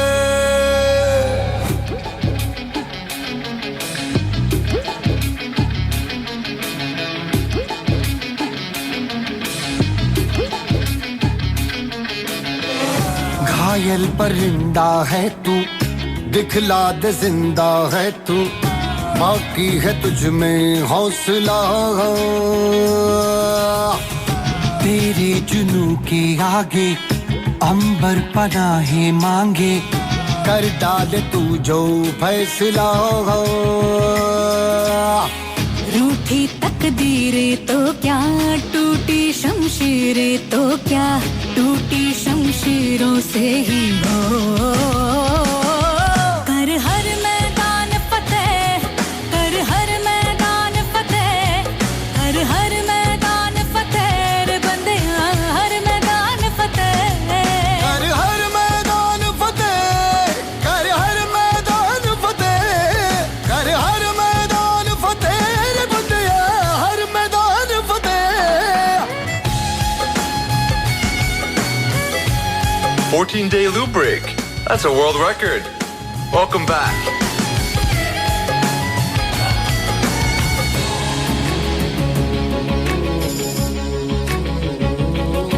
इन गर्दिशों के बादलों पे चढ़ के, वक्त का गिरेबा पकड़ के, पूछना है जीत का पता, जीत का पता.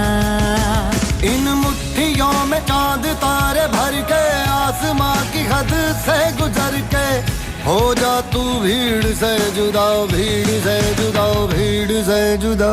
कहने को जर्रा है तू, लोहे का छर्रा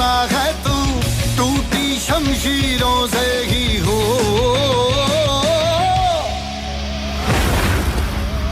कर हर मैदान फतेह, कर हर मैदान फतेह, कर हर मैदान फतेह रे बंदेया, हर मैदान फतेह, कर हर मैदान फतेह, कर हर मैदान फतेह, कर हर मैदान फतेह, ओ बंदेया हर मैदान फतेह, कर हर मैदान फतेह, कर हर मैदान फतेह, कर हर मैदान फतेह रे बंदेया हर मैदान फतेह।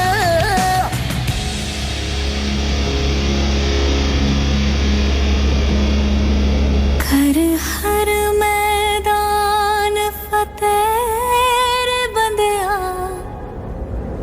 हर मैदान फतेह।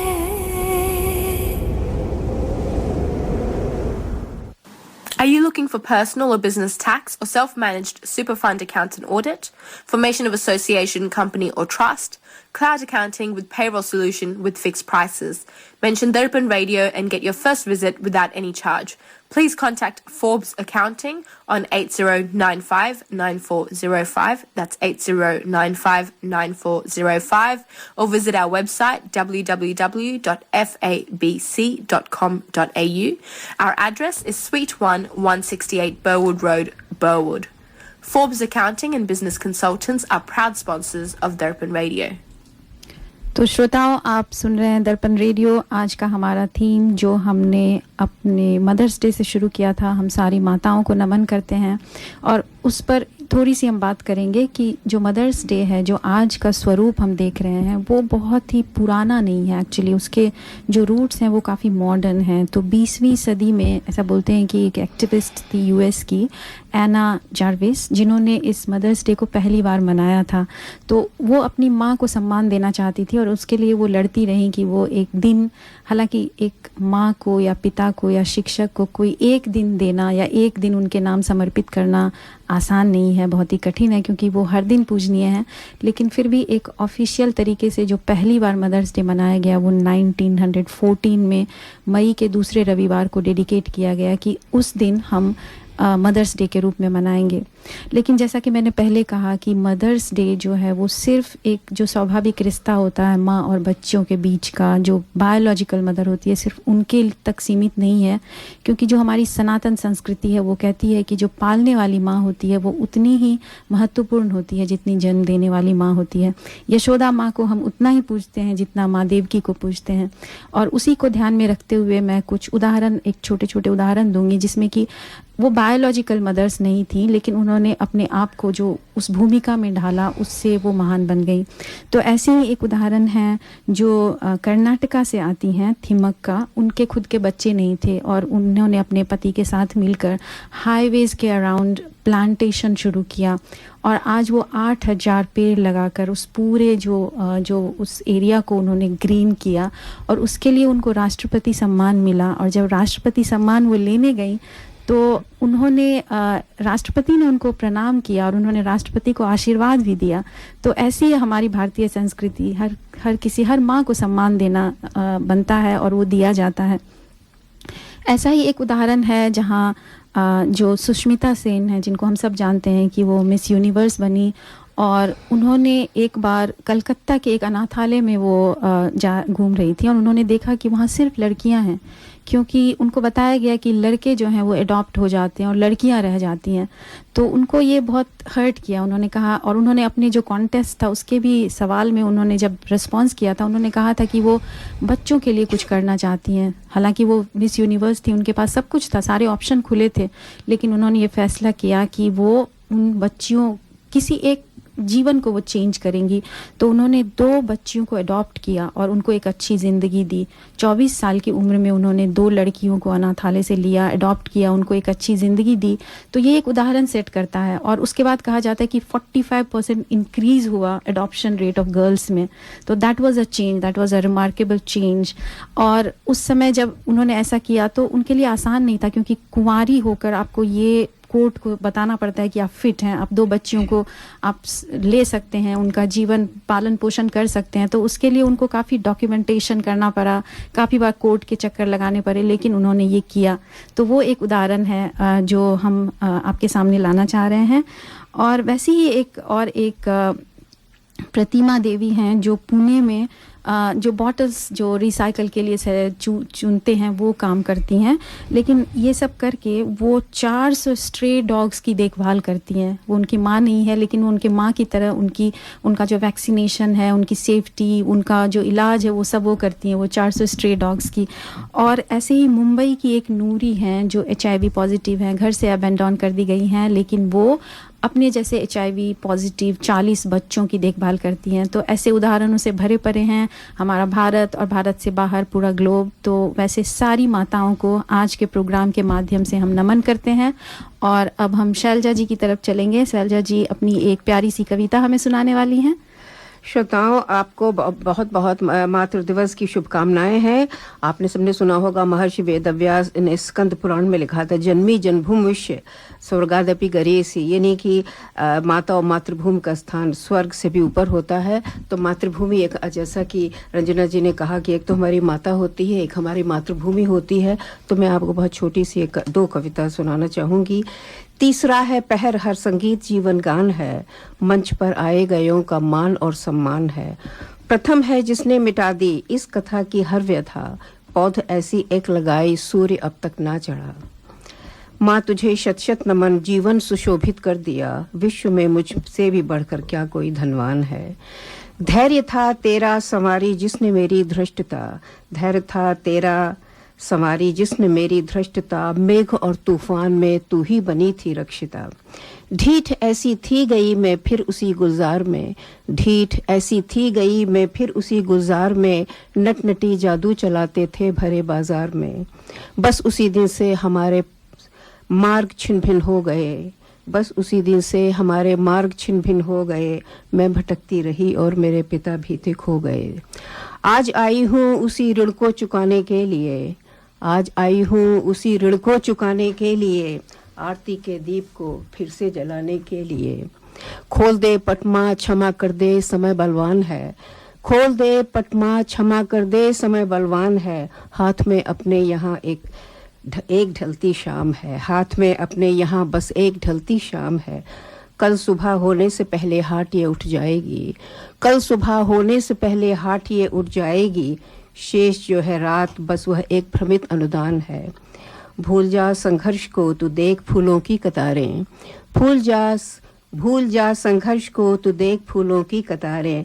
घर तेरा सुरभित करेंगे कल यही वंशज हमारे। भूल कर मैंने किया था विघ्न कल तेरे भजन में, भूल कर मैंने किया था विघ्न कल तेरे भजन में। आज हर स्वर में तेरे बैठे स्वयं भगवान हैं। और मैं मैं 2 पंक्तियां सुनाऊंगी एक दूसरी कविता का, जो है सीमा पर जो खड़ा सिपाही अनुज पुत्र सिंदूर हमारा, सीमा पर जो खड़ा सिपाही अनुज पुत्र सिंदूर हमारा। हक पर हर पग पर देता था उनको साहस ये उत्साह हमारा। विजय पताका फहराई पर अनुज पुत्र वापस कब आए, विजय पताका फहराई पर अनुज पुत्र वापस कब आए। रोती रही सुहागिन लेकिन काल चक्र का नियम न बदला। बहुत सुंदर शैलजा जी, बहुत ही सुंदर। तो इसी के साथ शैलजा जी आप हमें अपने मेहमान के बारे में बताइए थोड़ा सा। हमारी आज की मेहमान बहुत बहुत धन्यवाद है शैलजा जी आपका। शिल्पा सॉरी आप इतनी शालीन, हमारी शिल्पा जी इतनी शालीन हैं और इतनी नम्र हैं कि आपका हमारे स्टूडियो में स्वागत है। तो शिल्पा जी एक साइकाइट्रिस्ट हैं, साइकोथेरेपिस्ट हैं। और शिल्पा जी आप हमको अपने विषय में बताइए कि आप कहाँ से आए, कब आप यहाँ आए और आपका बैकग्राउंड। धन्यवाद। धन्यवाद शैलजा जी और रेडियो दर्पण मुझे यहाँ आमंत्रित किया आज के प्रोग्राम में। I am also very honoured to share the stage with you, like someone like Dr. Shailaja, who is a senior psychiatrist in Sydney. So I'm a developmental pediatrician and child and adolescent psychiatrist. मैंने भारत में paediatrics किया, फिर यहाँ आने के बाद मेरा fellowship complete किया पीडियाट्रिक्स में, और फिर मैंने चाइल्ड साइकियाट्री में अपनी पूरी शिक्षा पूरी की. सिंस देन मैं consultant child and adolescent psychiatrist New South Wales health में काम करती हूँ. मेरा एक खुद का ऑर्गेनाइजेशन है, Sama emotional health and wellbeing, is run by volunteers. So we work on the mission mental fitness for everyone.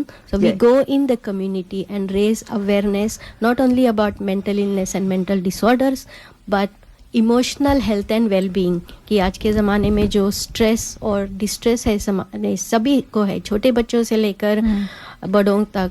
तो that we work on wellbeing. तो हम कैसे वेलबीइंग अचीव कर सकते हैं उसके पे काम करते हैं.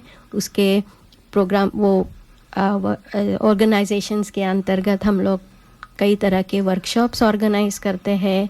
पेरेंट्स के लिए है, स्पोर्ट्स पीपल के लिए है, रेडियो प्रोग्राम्स करते हैं. मैंने मराठी में बहुत सारे रेडियो प्रोग्राम्स किए हैं और आज यहाँ पे मुझे ये मौका दिया गया. सो आप सभी का बहुत बहुत धन्यवाद. पता नहीं था, नहीं तो हम आपको पहले और बुला लेते हैं और हम आपको बार बार बुलाएंगे.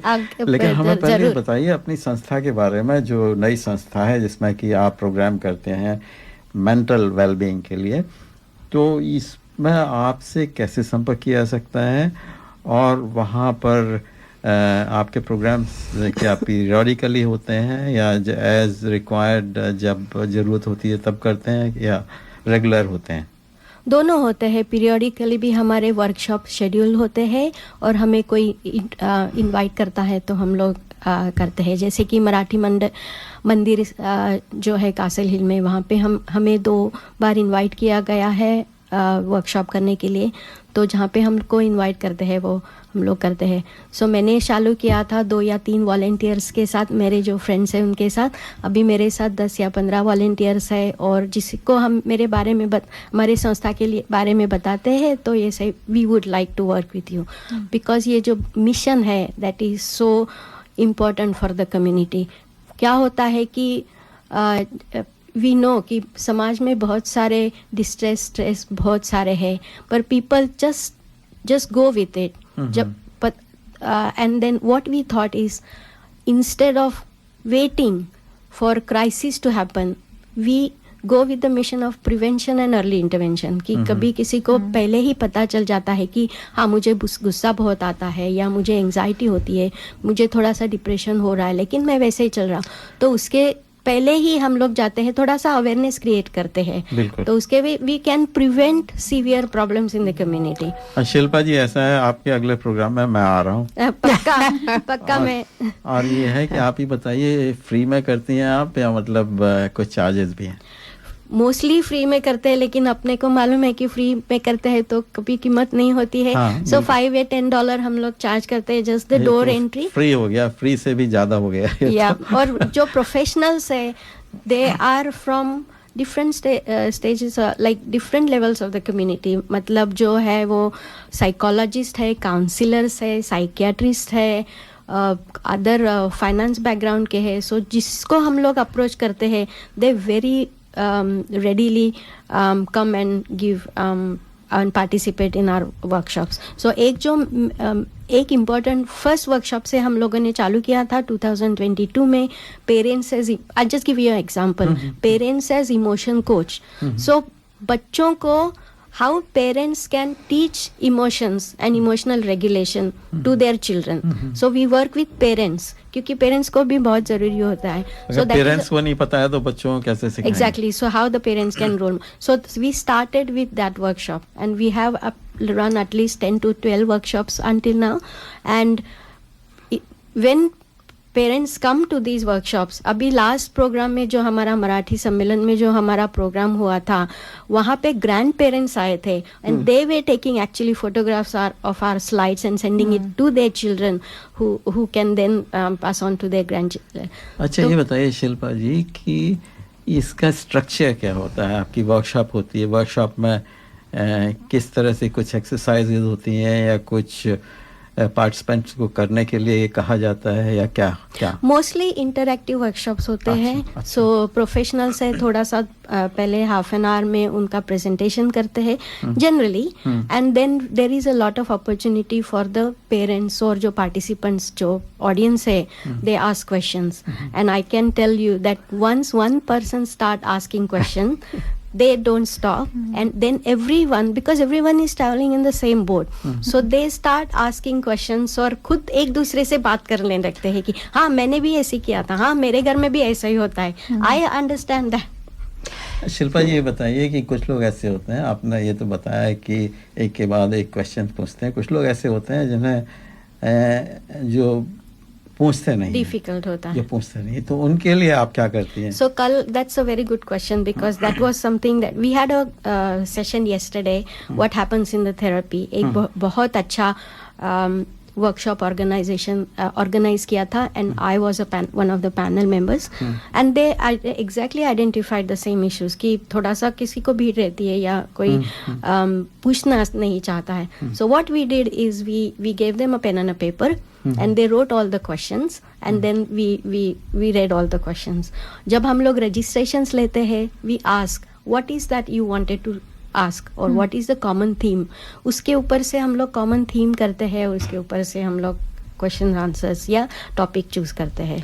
We also have another important workshop that I think it needs a little bit of publicity and some of advertising is जो प्रेग्नेंट मदर्स है और प्रेग्नेंट कपल्स है और जिनके बेबीज है, उनके लिए हम लोग इमोशनल हेल्थ एंड वेलबींग का वर्कशॉप करते हैं.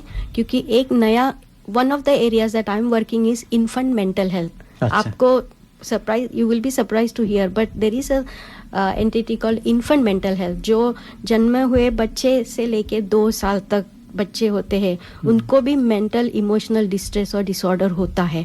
सो उसके बारे में हम लोग वो वर्कशॉप है. So like we have lot of workshops organized. Shilpa ji ऐसा है कि हम आपसे और बात करेंगे, इसी बीच हम एक गीत सुना देते हैं और इसके बारे में बताएंगी हमारी रंजना जी. ये गीत है फिर और क्या चाहिए. तो रंजना ये बताइए इसके बारे में, आप हमारी बॉलीवुड एक्सपर्ट हैं. तो ये एक्चुअली इस गाने के बारे में ज़्यादा बात ना करते हुए, हम इस गाने की जो पिक्चराइजेशन हुई है वो विकी कौशल के ऊपर हुई है. तो विकी कौशल जो है वो उभरते हुए सितारे हैं. जैसा हम जानते हैं अभी छावा मूवी में उन्होंने काम किया था और काफ़ी लोकप्रियता मिली है उनको. होपफुली उनको अवार्ड मिलेगा, ऐसा सब सोच रहे हैं कि नेशनल अवार्ड शायद विकी कौशल को मिले. लेकिन मैं बस थोड़ा सा वो प्रेरणादायक है हमारे यूथ के लिए, तो मैं ये बताना चाहूँगी थोड़ा सा उनके लाइफ के बारे में कि उनके जो पिता हैं वो स्टंट मैन का काम करते हैं बॉलीवुड में, और इसकी वजह से उनके थोड़े कॉन्टैक्ट्स थे. और लेकिन उनको ये मालूम था उनके फादर को कि जो बॉलीवुड का करियर है वो इतना स्टेबल नहीं है. जब तक आप बहुत हाई प्रोफाइल में नहीं जाते हो तब तक वो बहुत ही ज़्यादा अनस्टेबल है.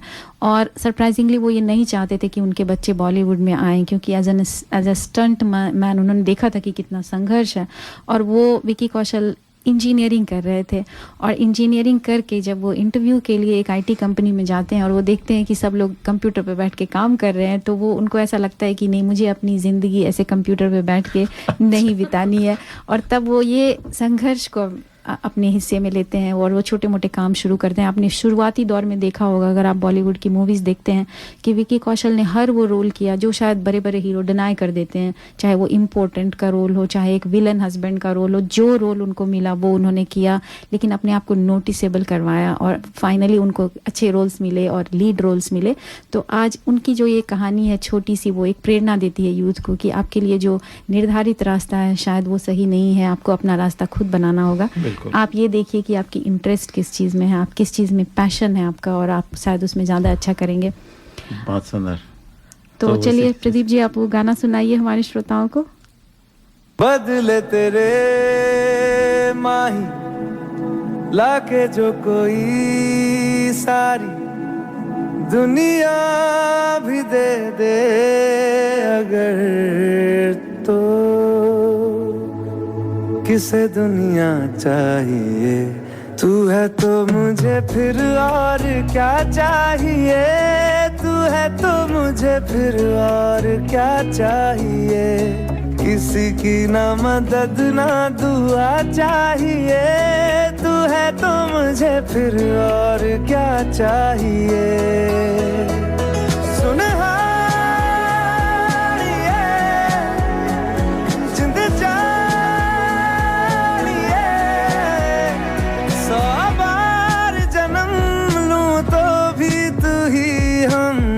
हर दफा चाहिए, तू है तो मुझे फिर और क्या चाहिए, तू है तो मुझे फिर और क्या चाहिए।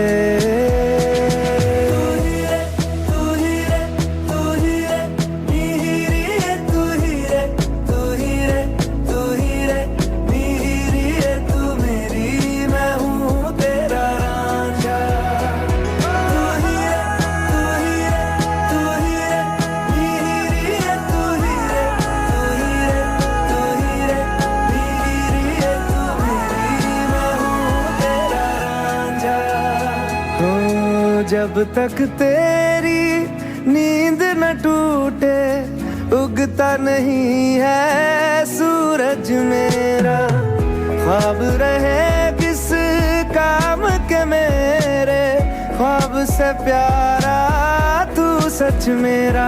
सुन जिंद जानिए जख्मों बस तेरा छुआ चाहिए, तू है तो मुझे फिर और क्या चाहिए, तू है तो मुझे फिर और क्या चाहिए, किसी की ना मदद ना दुआ चाहिए, तू है तो मुझे फिर और क्या चाहिए।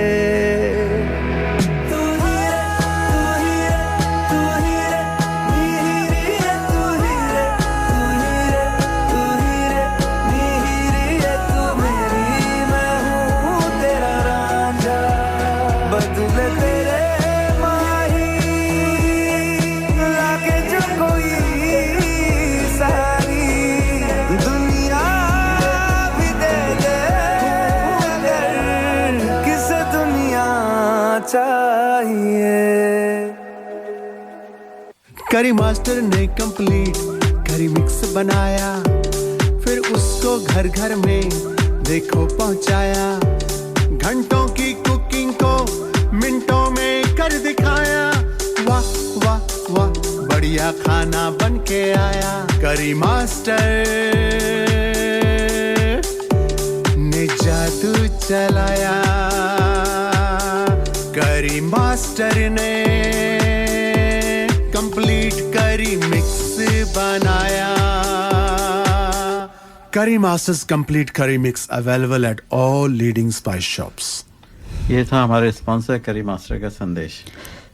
श्रोताओं, अभी आपने बहुत अच्छी अच्छी जानकारी शिल्पा जी से हासिल की। तो शिल्पा जी से मेरा एक छोटा सा सवाल था कि शिल्पा जी, जैसा कि हम जानते हैं मेंटल हेल्थ जो है उसके बारे में सबसे कम बात की जाती है आज के दौर में भी, जब इतना ज़्यादा उसका है कि लोग सफ़र कर रहे हैं। फिर भी अगर आप साइकेट्रिस्ट से मिलते हैं या मेंटल हेल्थ एक्सपर्ट से या फिर आप काउंसलिंग में जाते हैं तो लोगों को ऐसा लगता है कि आप पागल हो या तो आपको कुछ प्रॉब्लम है। तो ये आम लोगों के बीच में ये अवेयरनेस कैसे लाया जाए कि आप ऐसे भी आपको लगता है कि आप you are all okay but then there could be some problem, और हो सकता है कि आपके डे टू डे लाइफ में जिसको आप बहुत ही नॉर्मल लेकर चल रहे हैं शायद वो दूसरे के लिए उतना नॉर्मल नहीं है।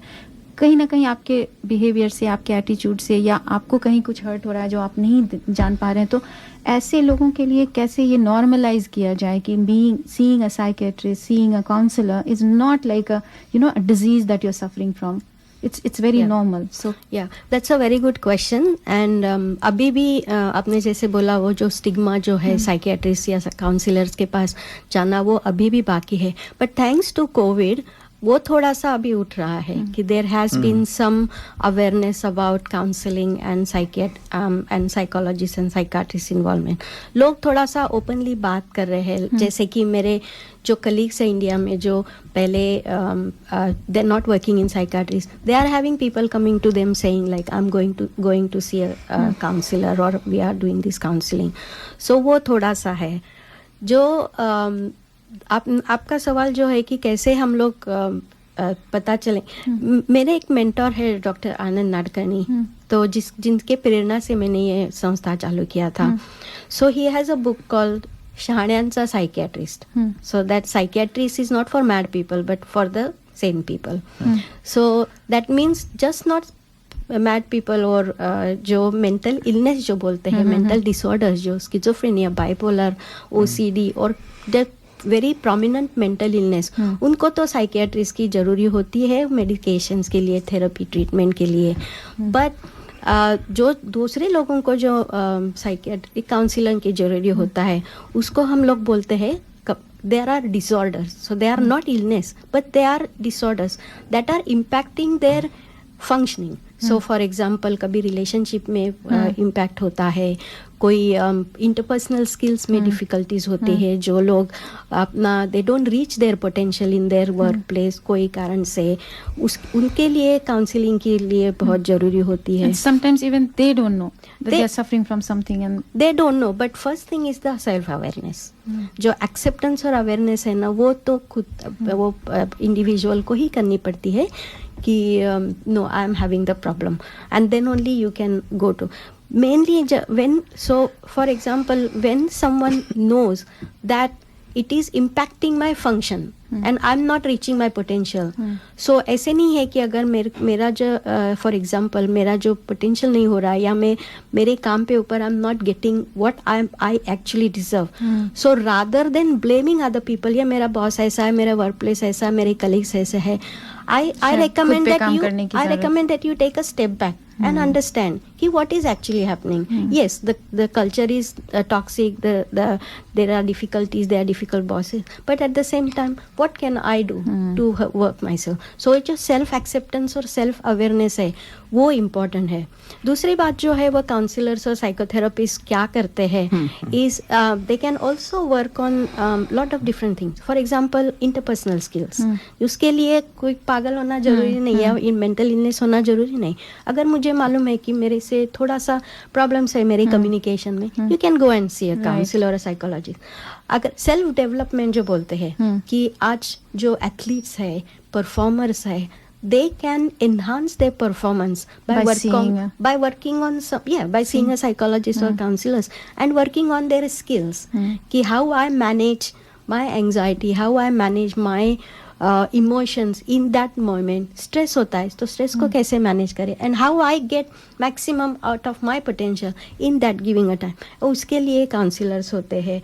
अगर लाइफ कोचेस होते हैं, कोई कंपनी का एग्जीक्यूटिव है, कोई कंपनी का लीडर है, how I work with my team so that I can get the best out of my team. So team group therapies वगैरह होते हैं. सो ऐसे बहुत सारी चीज़ें होते हैं. Just not mental illness and mental disorders that the counsellors can help. अच्छा, आपकी वर्कशॉप में अगर कोई आपसे एनोनिमस क्वेश्चंस पूछना चाहते हैं तो कर सकते हैं? कर सकते हैं.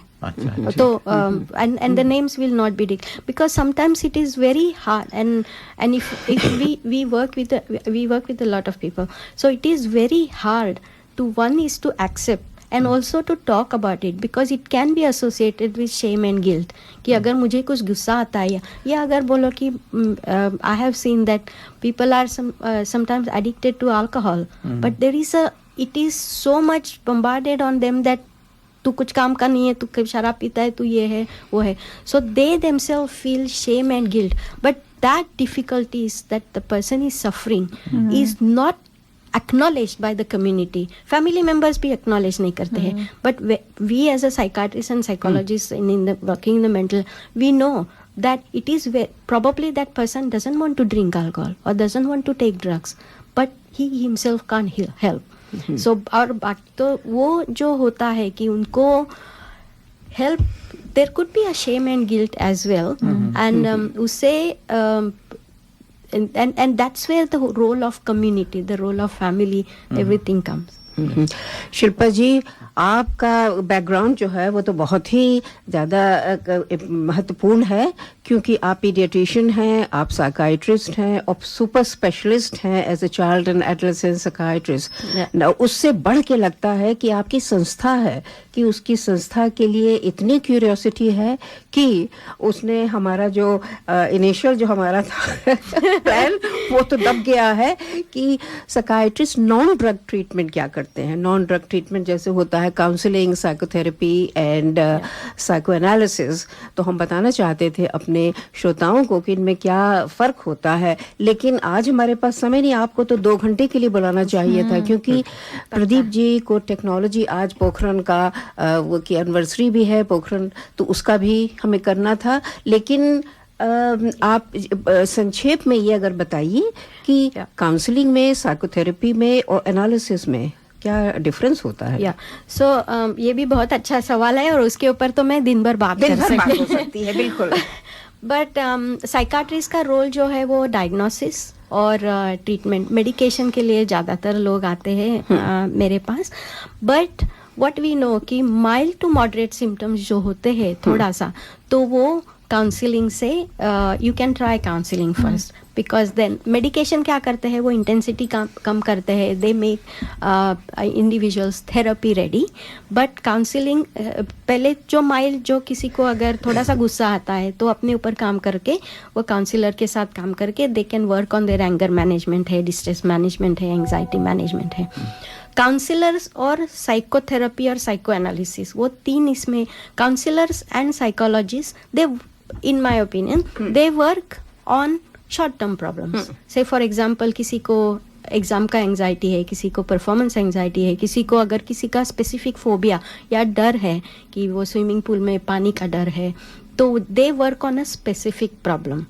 But long-term psychotherapy and long-term psychodynamic therapy, it's a very specialized branch of psychiatry and psychology where they work on their deeper issues. So for example, किसी का childhood खराब होता है, कभी सेक्सुअल अब्यूज़ होता है, कभी बुलिंग होता है, कोई जो डोमेस्टिक वायलेंस में होते हैं, सो वो जो जख्म होते हैं वो अंदर डीप तक वो those individual carry those wounds inside for a long period of time. And then when they वो सब ऐसे गुब्बारे में हवा भरते भरते जाता है तो कभी कभी वो फट जाता है.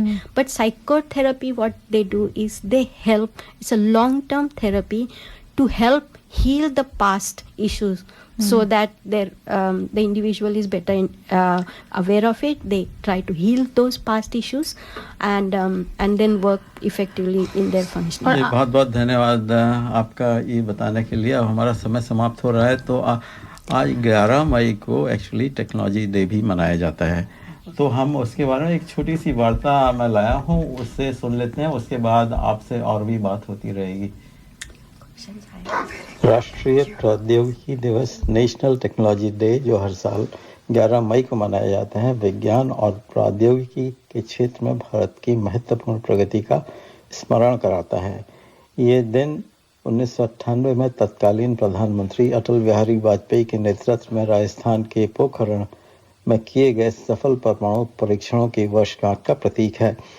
ऑपरेशन शक्ति के नाम से जाना जाने वाले इन परीक्षणों ने भारत को एक परमाणु सक्षम राष्ट्र के रूप में स्थापित किया और इसकी वैज्ञानिक और तकनीकी क्षमताओं का प्रदर्शन किया.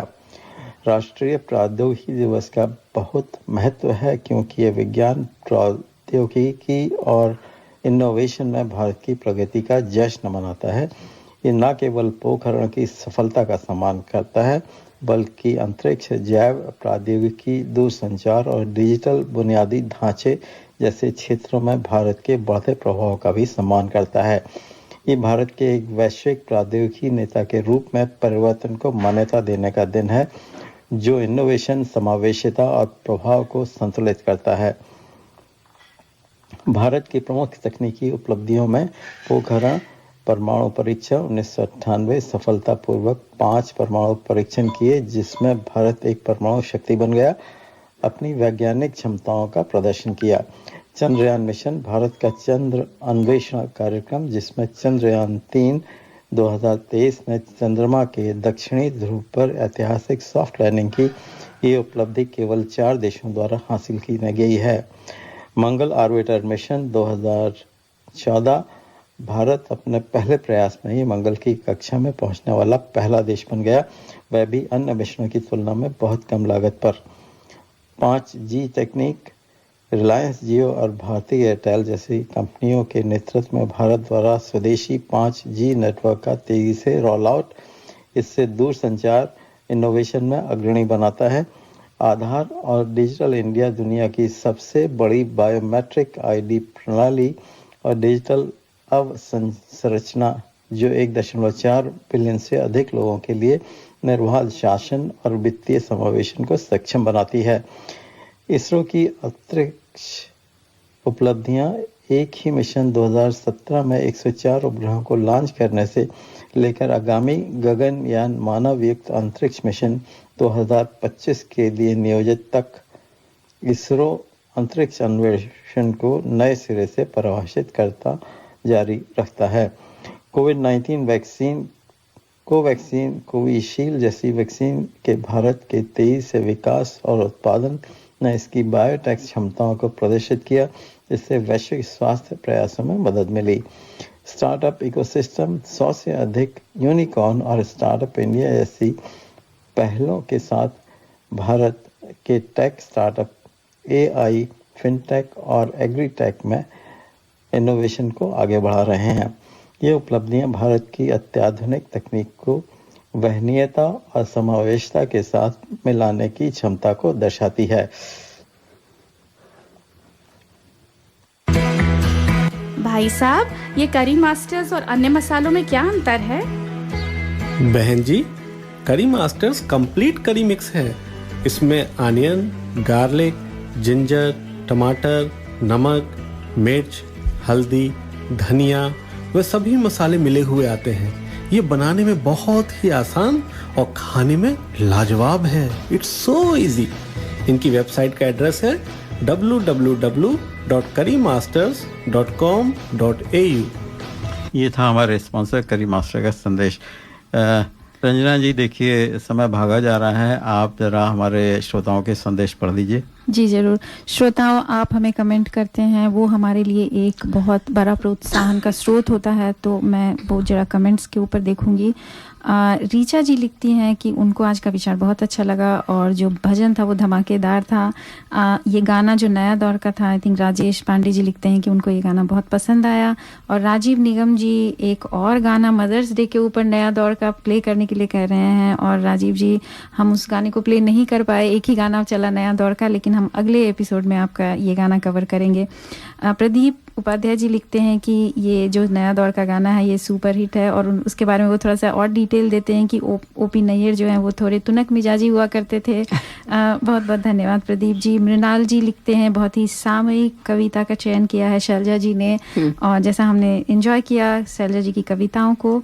और कविता वाचन के ऊपर में प्रदीप उपाध्याय जी फिर से शैलजा जी के बारे में लिख रहे हैं।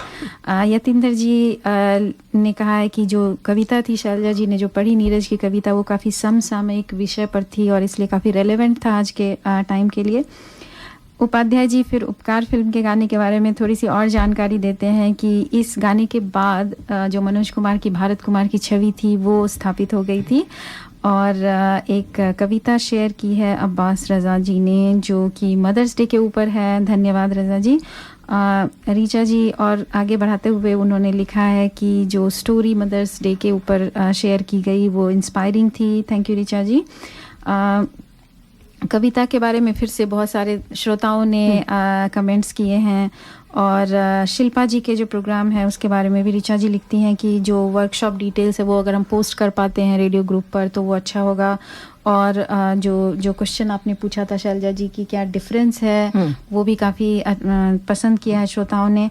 और मैं आपको बता दूं कि जैसा शिल्पा जी ने शेयर किया था कि जो ये इनका जो जो ऑर्गेनाइजेशन है वो वॉलंटरी बेसिस पे काम करता है और बहुत ही मिनिमल कॉस्ट में वो काउंसलिंग और वो ट्रीटमेंट की जाती है। क्योंकि मैंने बहुत लोगों को ये कहते हुए सुना है कि साइकियाट्रिस्ट करते क्या है, वो आपको सुनते हैं और फिर एक हेवी मनी आपको चार्ज करते हैं in return. So it's nothing like that, you can come and discuss and it's free of cost.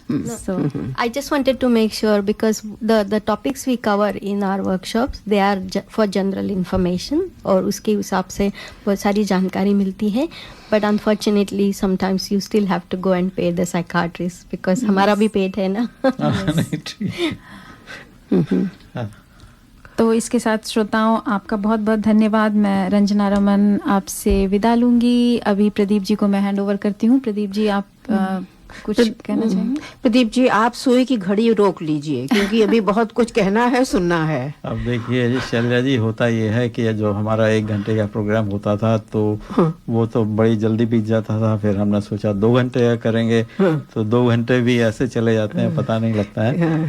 तो ऐसा है कि हम अपनी शिल्पा जी को बहुत बहुत धन्यवाद देते हैं कि वो यहाँ आई, हमें इतना बताया और आप आती रहिए, हमें बताइए, जुड़े रहिए। धन्यवाद और धन्यवाद मुझे शिल्पा जी, आप इतना बड़ा काम कर रही हैं, आपको शुभकामनाएं। हम thank you so much.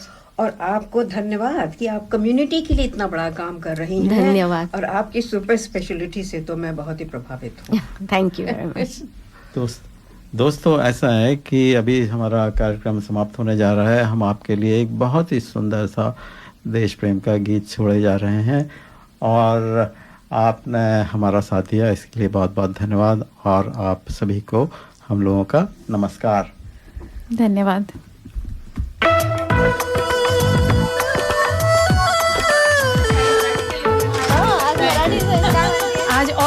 You have been listening to The Hindi Show. Join us next Sunday to contribute and provide feedback on anything you heard today. Contact us on feedback@darpanradio.org.au. आप सुन रहे थे हिंदी कार्यक्रम। हमें हर रविवार सुनिए सुबह 9 बजे से। अपने विचार भेजिए आज के कार्यक्रम के बारे में। ईमेल कीजिए feedback@darpanradio.org.au।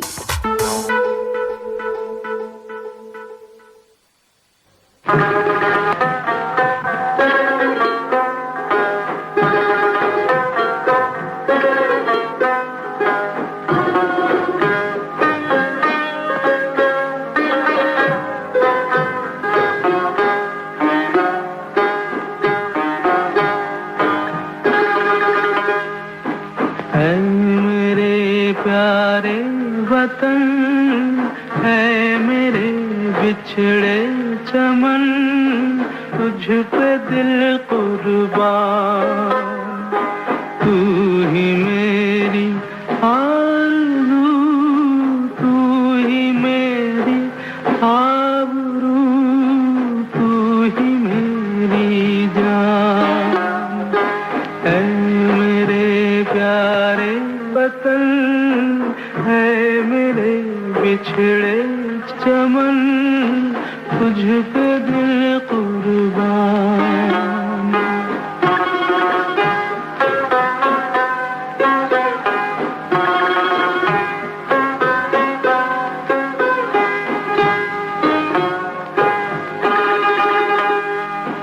तेरे दामन से जो आए उन हवाओं को सलाम।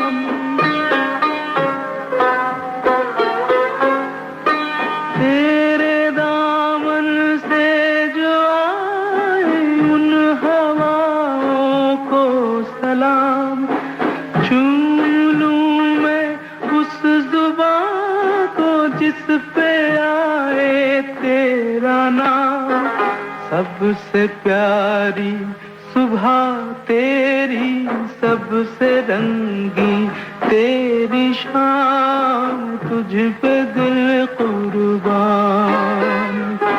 तू ही मेरी आरज़ू, तू ही मेरी आबरू, तू ही मेरी जान।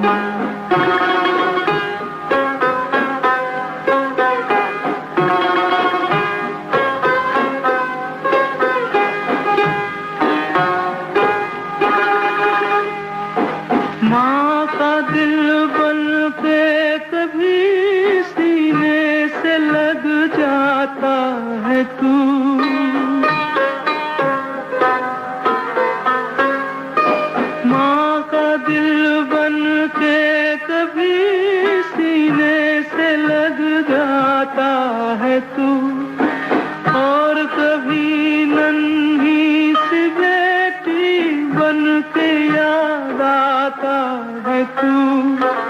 जितना याद आता है मुझको उतना तड़पाता है तू, तुझ पे दिल कुर्बान। तू ही मेरी आरज़ू, तू ही मेरी आबरू, तू ही मेरी जान।